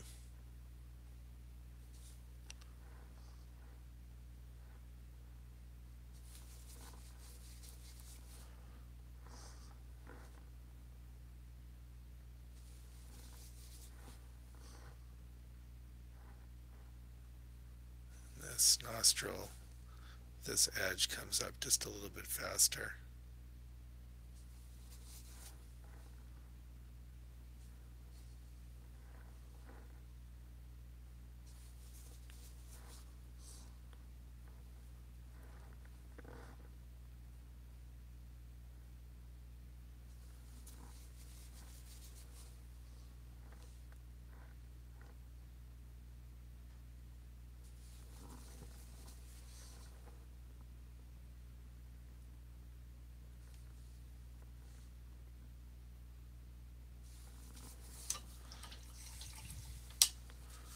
Okay, I don't know what I did to that eyelash there, but it's not being careful, I guess. It's okay. Repaired.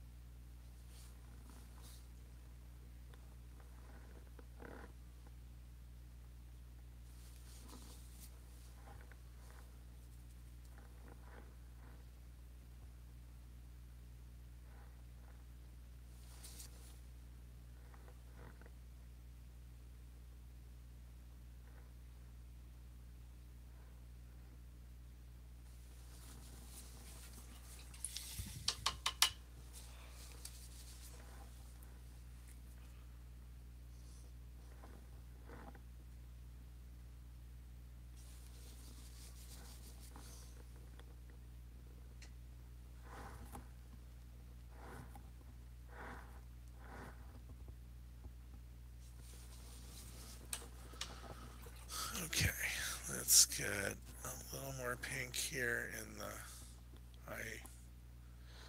eyelid area.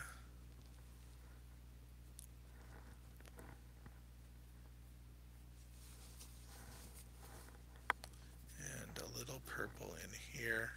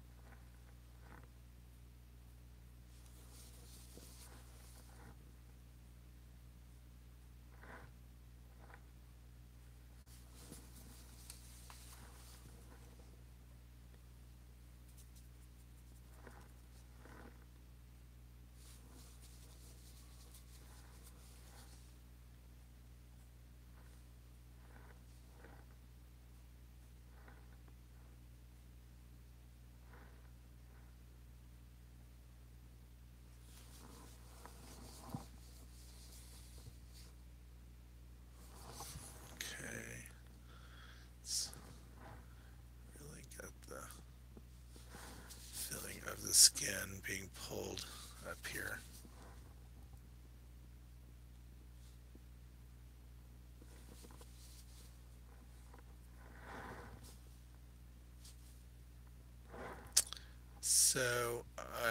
So Jack is asking, do I know that Maya is painting her, or does Maya know that I'm painting her? And I'm actually not sure. I did tag her in the post that was in the selection process. So, but she's someone who I think she has like 64,000 followers. And she's about to go on tour in about a month. Um, and she does several posts a day, I think. And so um, she probably gets a lot of um, chatter on her posts. So the fact that she was tagged in something may not have really caught her attention, which is fine. She'll probably figure it out at some point that there's this video done of a painting of her. It's fine.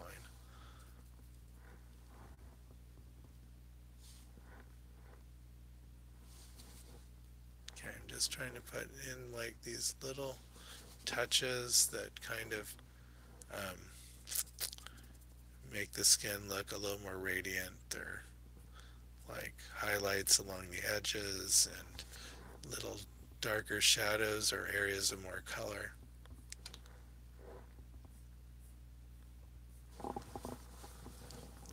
And I put in this lighter edge here, but I didn't go in and get the darker edge of the rim of the glasses yet. So I'm going to try to do that now.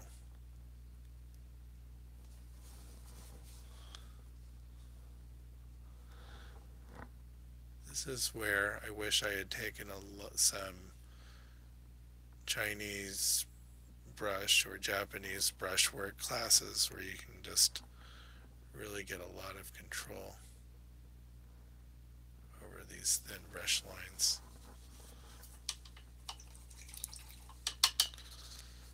And this is where I have the other highlight coming in right here.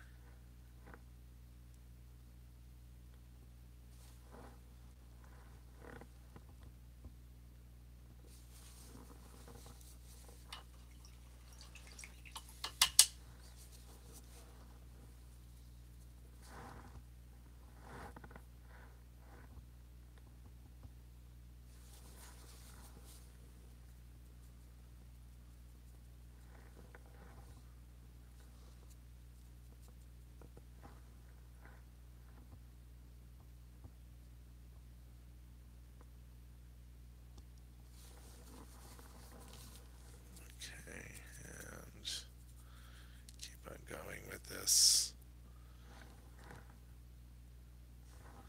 I think I almost want to get pretty close to white, trying to get the rim of her glasses, because otherwise where it starts to blend with other colors, I'm not going to get it to come off quite light enough. And then it gets much lighter right here as the light hits it more directly. And the same with up here. Clean that brush off.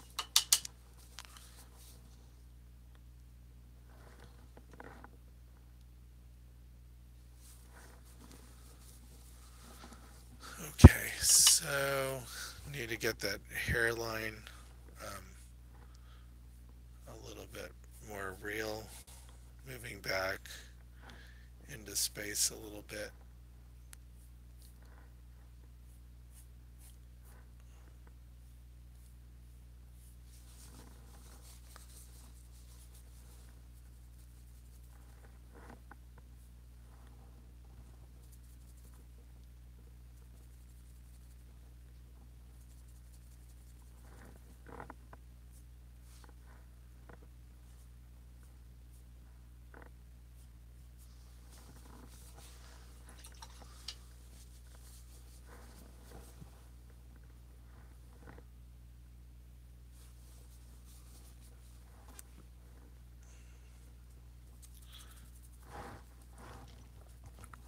Okay, we're about an hour and a half in, making pretty good progress. I can see I'm getting pretty close to where I want to stop in about a half hour. Whether it's finished or not.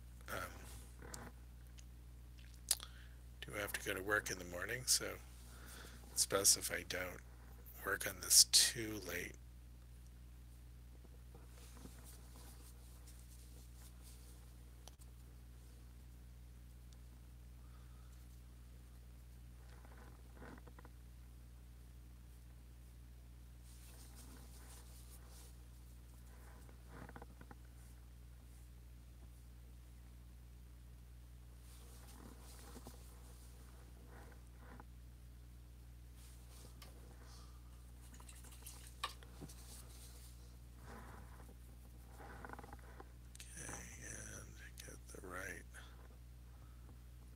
Through her finger, and then have enough of that dark edge.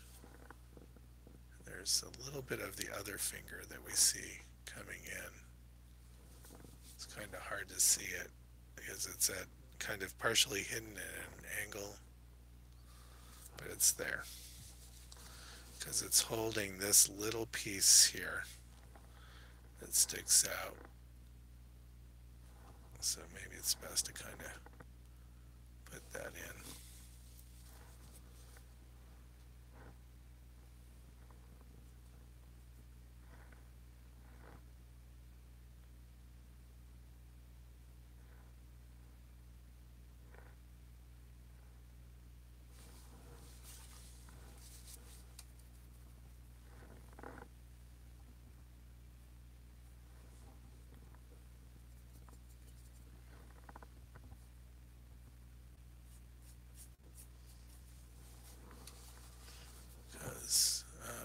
And then we're seeing the rest of that index finger right here.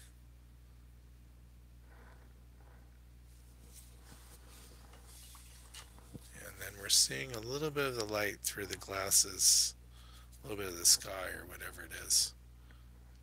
Not sky, wall. Seeing a little bit of the wall right here.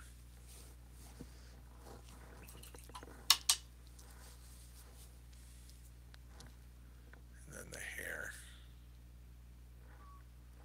So which means this thing that I drew in. See if I get the right color here. Almost out of the quinacridone red. Got to get a little bit more put down.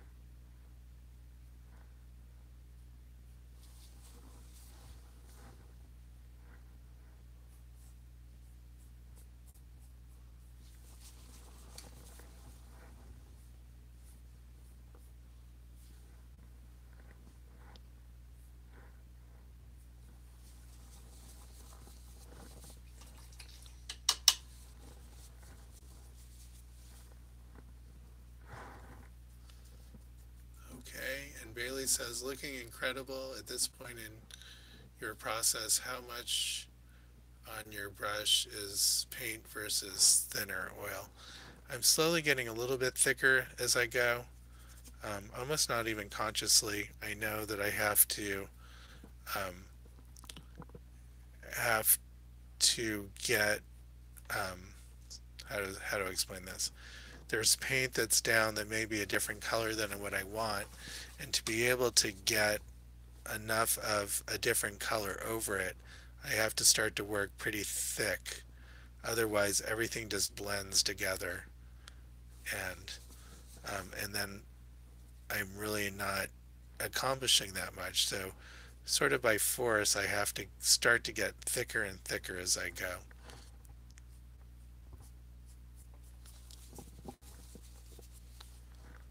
Really like the way the color is starting to look against her chin here. That's just looking about right. Like I said, I have to put down a little more quinacridone red because I'm going to need it in some spots. Let's see.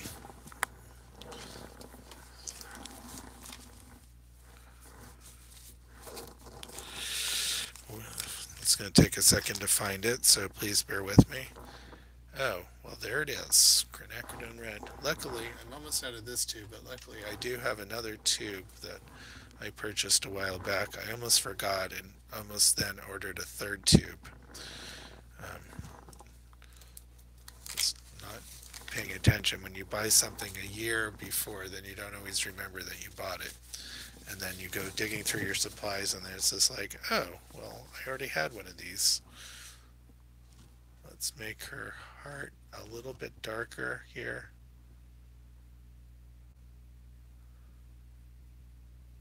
This heart is sort of the payoff on the whole painting because you have her flesh tones are kind of rosy, and then you have those glasses, the heart glasses, with that pink color, and then you have, it's a little bit maki the pink on pink here, but with the hearts, but it really does make the photo feel rather iconic with all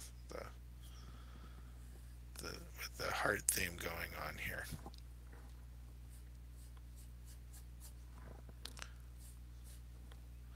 Let's get a little bit, we need the brighter white here against the fold and the collar coming around.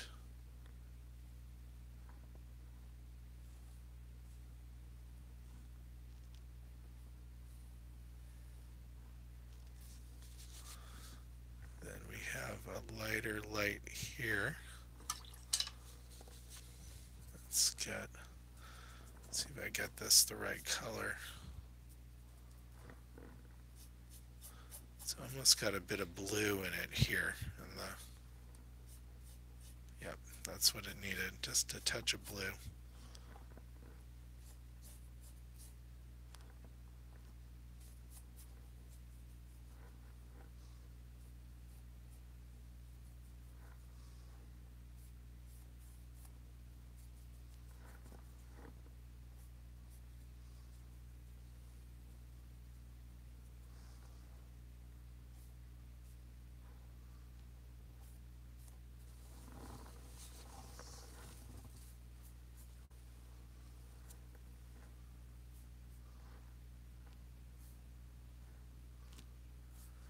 And I have this much stronger creased fold right here. Comes up and over her shoulder.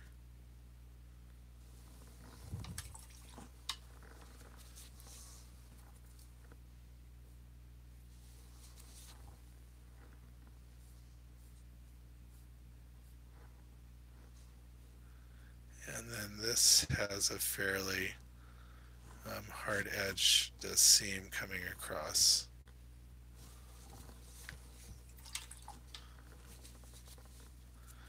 Against the softer edge of this fold over here.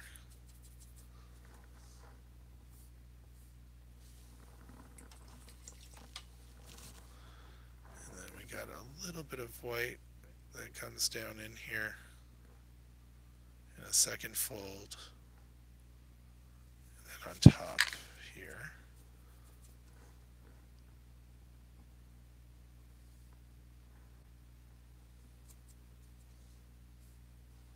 It's a little bit redder.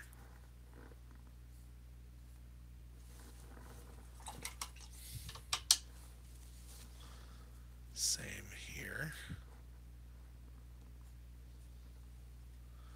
With a little bit of a harder edge fold crease.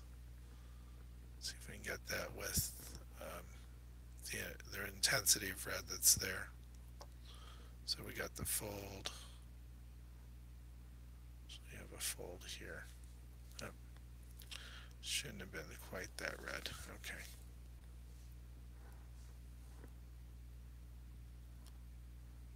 It's right there.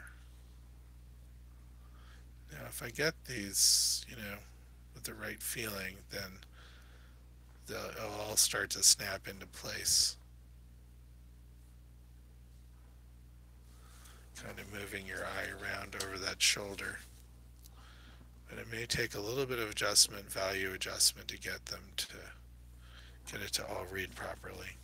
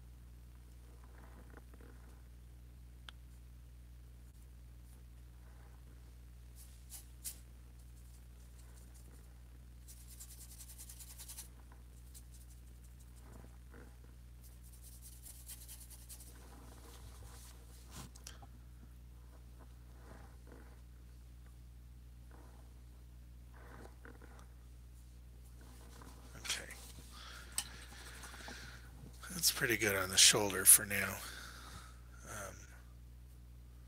We got a seam on this side.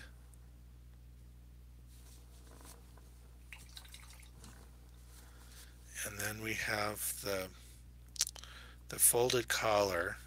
So we see we have where it's folded, we get a little bit of a dark edge, then we get a little bit of a light edge around it, and then we get the crease right where the fold sits on top of the rest of the blouse.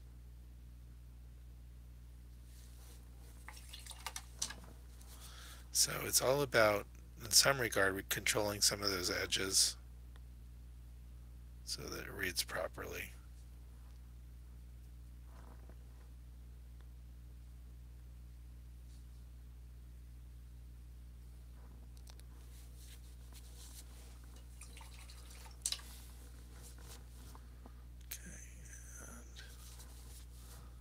Something's not quite feeling right about her chin, her jawline yet, but we'll get there.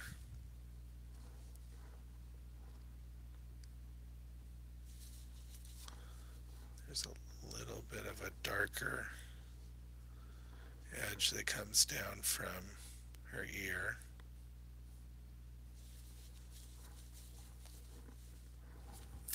And I think I don't have this measurement right. Yeah, that's definitely wrong. So let's pull her jaw back a little bit, give her some surgery.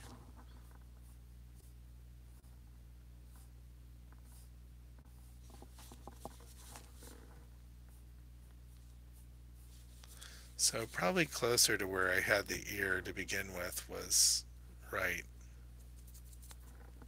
before I moved it over. And we got quite a bit of purple here in the flesh tones as it goes into shadow.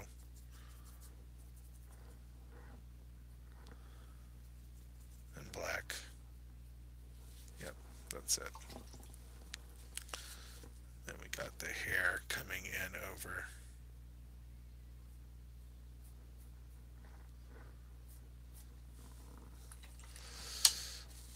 You can see just a touch of brown and a little bit of red coming in the hair as where the light's hitting it.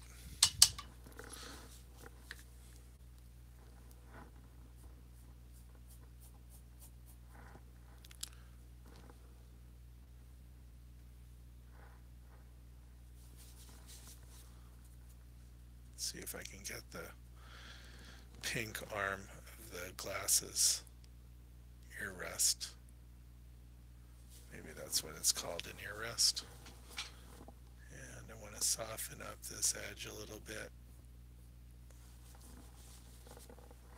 And maybe this one too.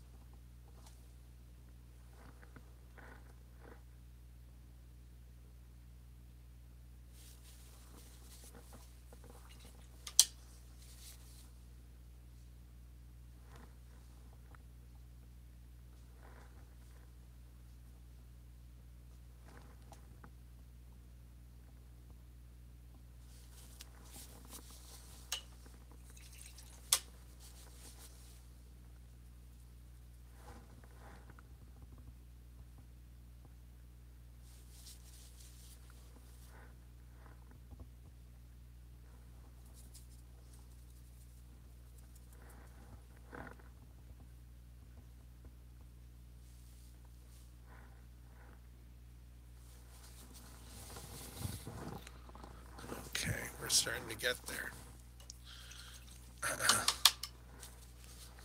Okay, so you can see in her wink, I guess that's what we're going to call it, it gets a little bit tighter in the corner here. And then it fans out a little bit here. You can exaggerate that. That's just actually the eyelashes there.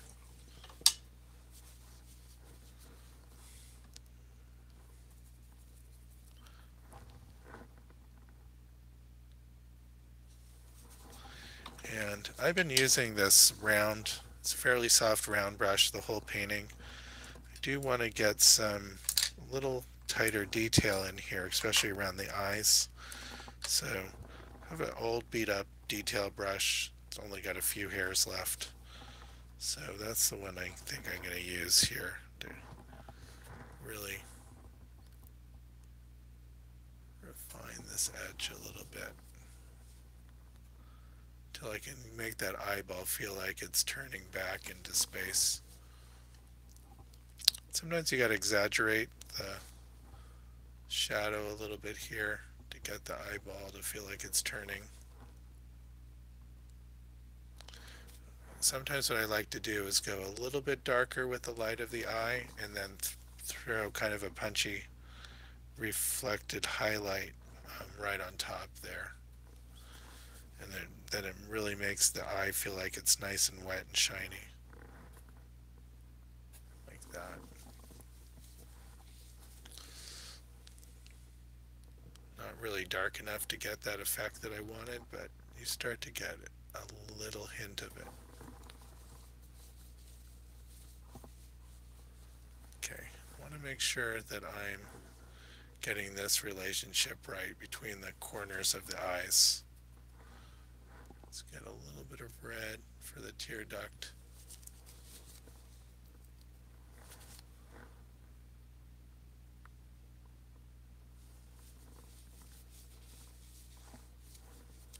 And I got a little bit of darker purple. Don't want to hold on to this detail brush for too long, or I'll start making lots of little marks all over the painting, which I don't want to do. So I'm back with the bigger brush. Just a little bit of darker shadow there. And this is sort of something that I look for in every painting that I do, is to get that little bit of highlight in the center of the eyelid there. That really helps accentuate the roundness of the eye. The same here on the bottom.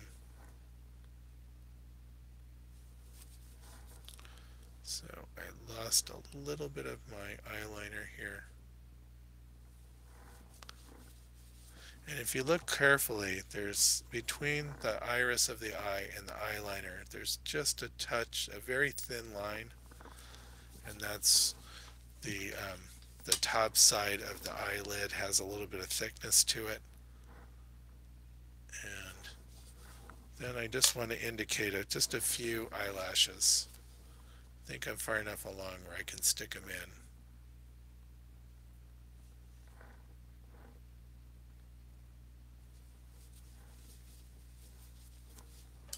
Oops, didn't want to keep as much white in there.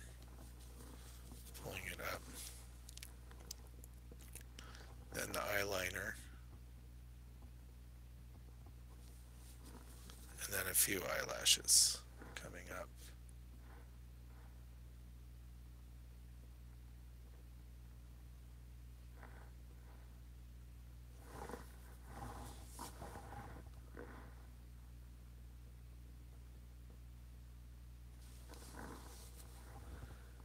Usually there's one kind of off to the side. That's fine. I may have those a little bit more even than I like. I like them to feel somewhat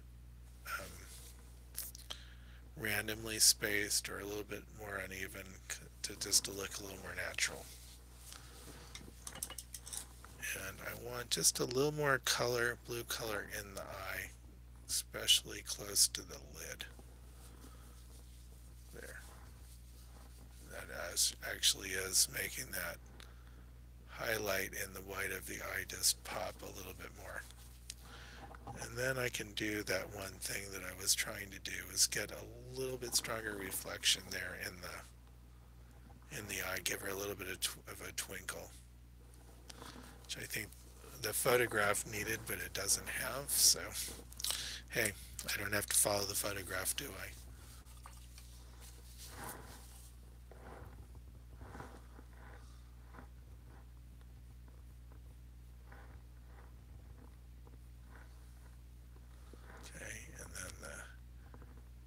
hair here is helping to define her jaw a little bit. And then this can go darker. Got to get darker color on the brush first if I wanted to go darker, but yeah, that's a minor problem. Need to get a little bit of a cleaner black here first.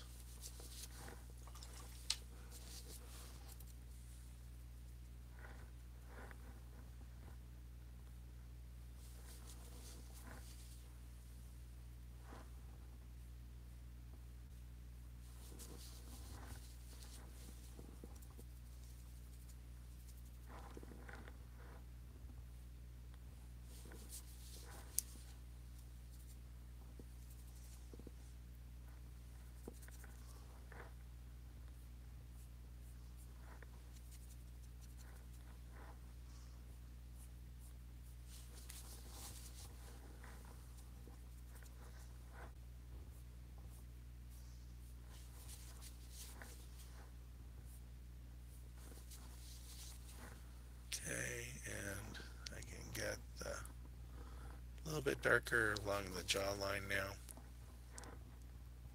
So a little bit of color in there too.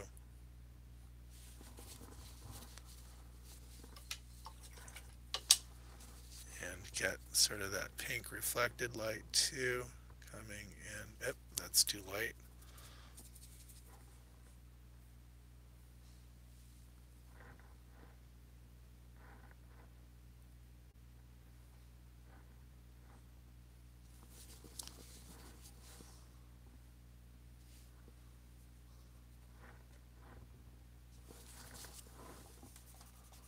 I think the little bit of a shadow I'm seeing on her chin is actually just a little bit of dirt on my monitor. So I'm not going to put that in.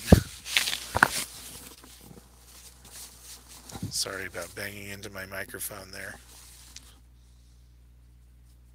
So let's clean that up a little.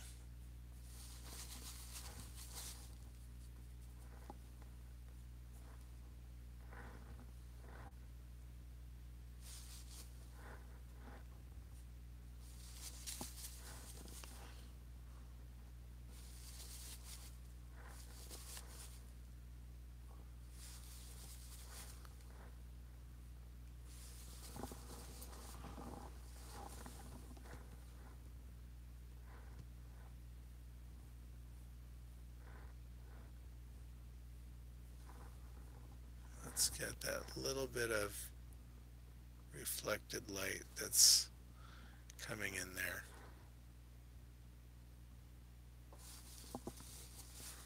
That'll make her look a little bit nice and shinier.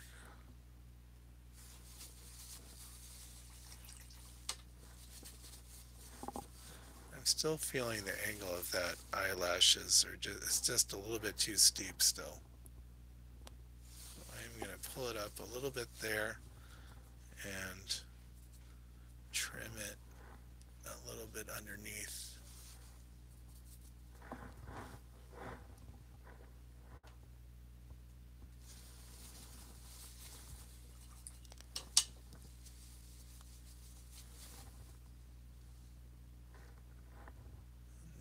Let's pull this up just a little bit higher too. So I'm just making small refinements now, which means that I'm able to get a little bit closer likeness and control over the whole thing.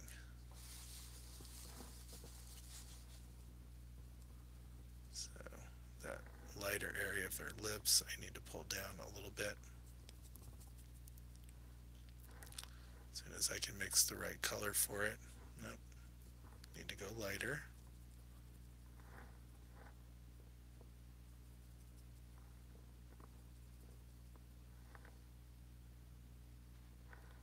Yep, that's the color.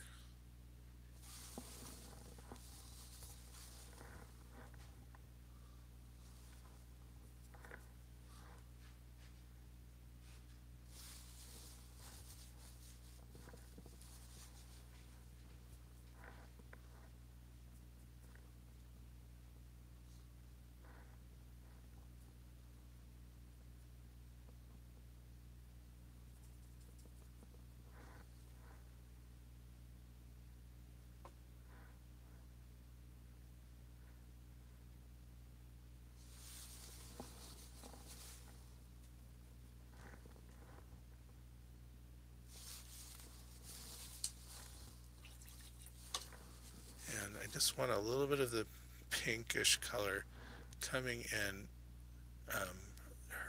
the lower part of her nose. I see a little bit, but I want to exaggerate it just a bit.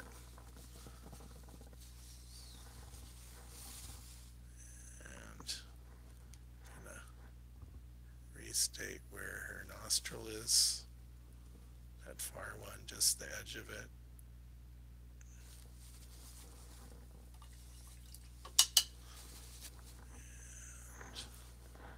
And get a little more white here.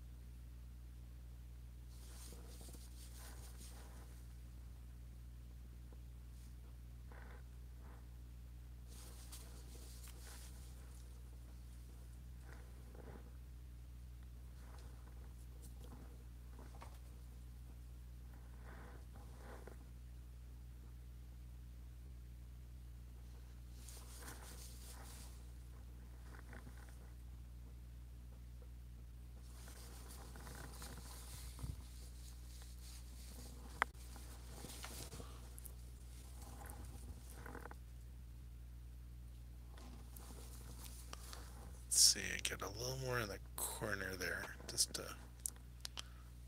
little bit of an accent right where her wink is happening.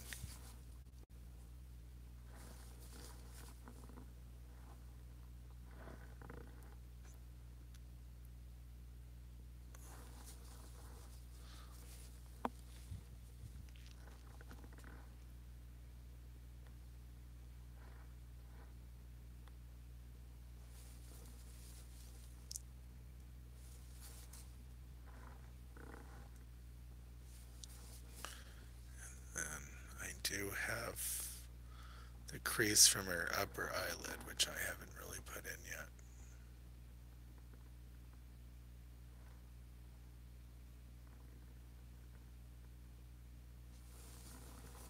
Something like that.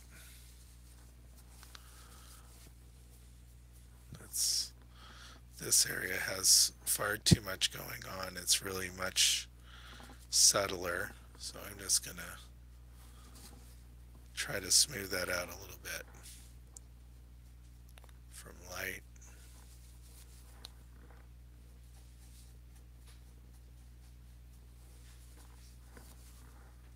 That's looking a bit better.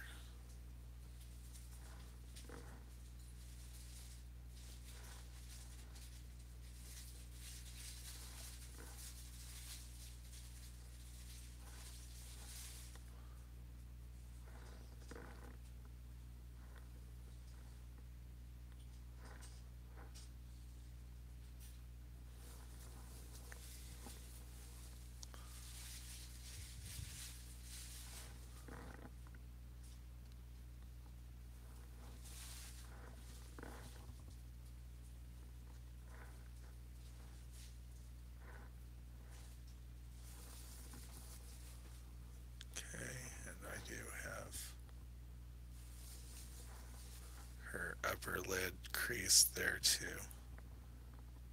Just get a little bit of a light value between the two lines.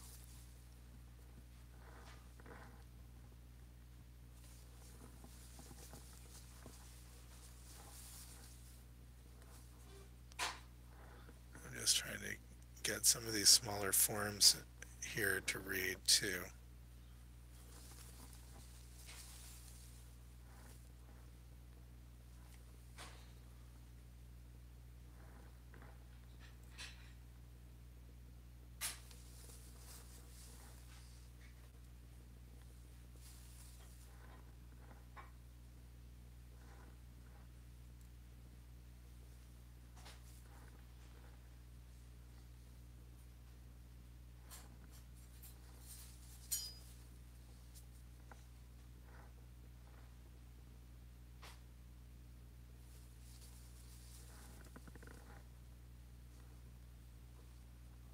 Okay, and then I can do little subtle things like where the dark inner nostril starts to lighten up and and then you see a lot more red.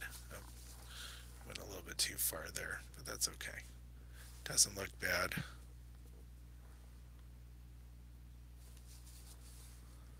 And then there's just that hint of light here where the edge of her philtrum is.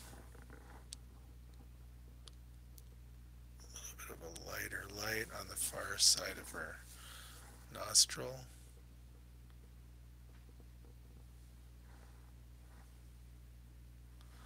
And then the light on the tip of her nose is kind of has more of a vertical orientation than I put it. It has a little more light here. And then there's some kind of zigzag lights running down the ridge of her nose. It has a little bit of a texture to it. And this is not quite so light there. And there's a little bit of a texture in her forehead, which I can get by going a little bit thicker. And that's useful because it does really gives you some surface that needs to read there, so you understand the shadows that are going on a little bit better. Let's get this light pink of the bridge against the shadow underneath it, or the form shadow actually.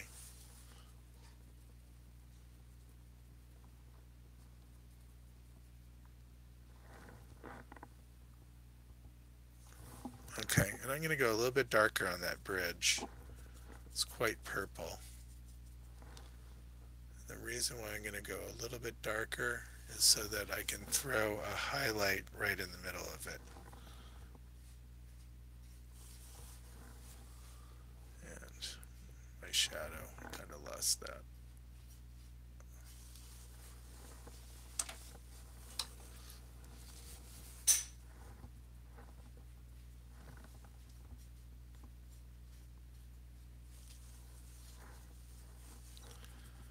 And beyond that, we have the forehead. Oh, what color am I mixing? Okay. It's got a bit of orange or yellow in it.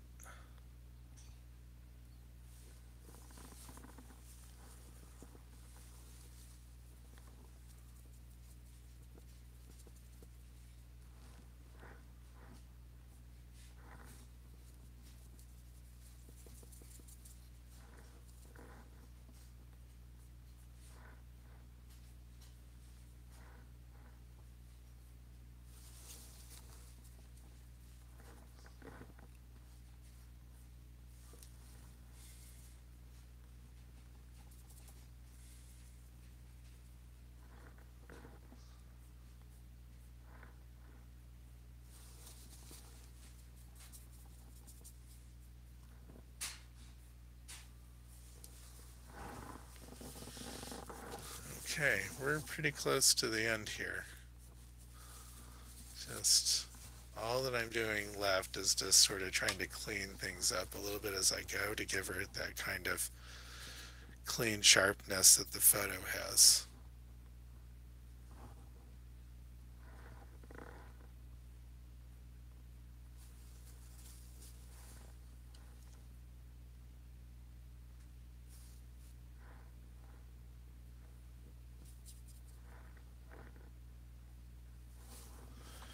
Well, got a little bit of purple there. Didn't want that, so I have to clean that up.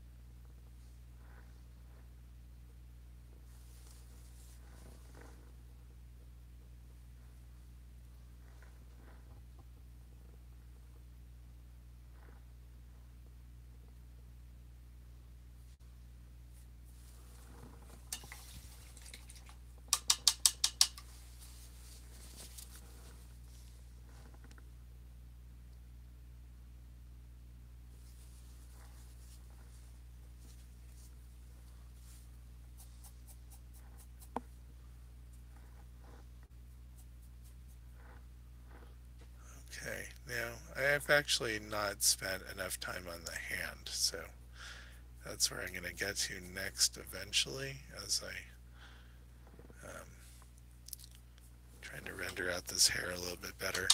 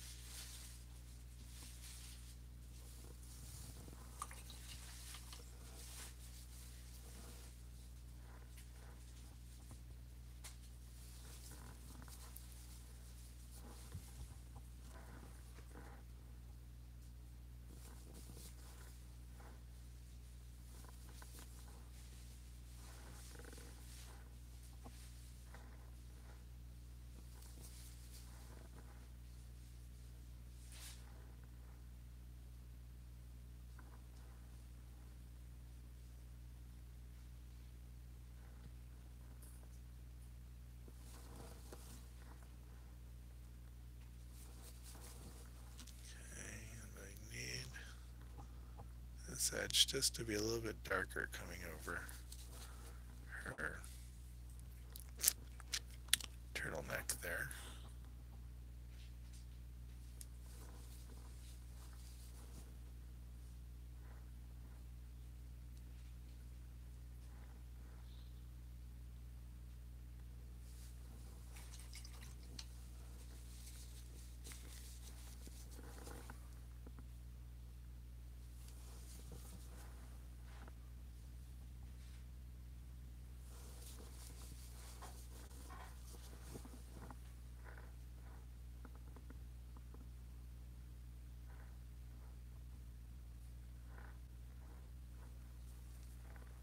Okay, and I did say that I was going to get to the hand, so I'm going to try to do that as soon as I fix some of these values in here.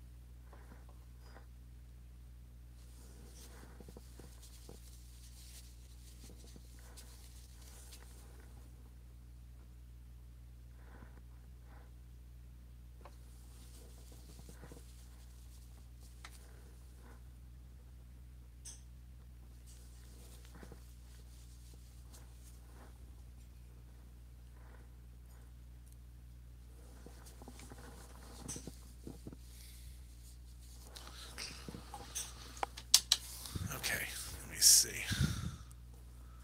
Let's just get a little bit lighter light on this front edge of the neck. I think that looks good. Got little pieces of dry paint in there. I'm just going to try to rub those out. Okay, the hand has to look convincing, right? Or it's the whole thing is going to fall apart.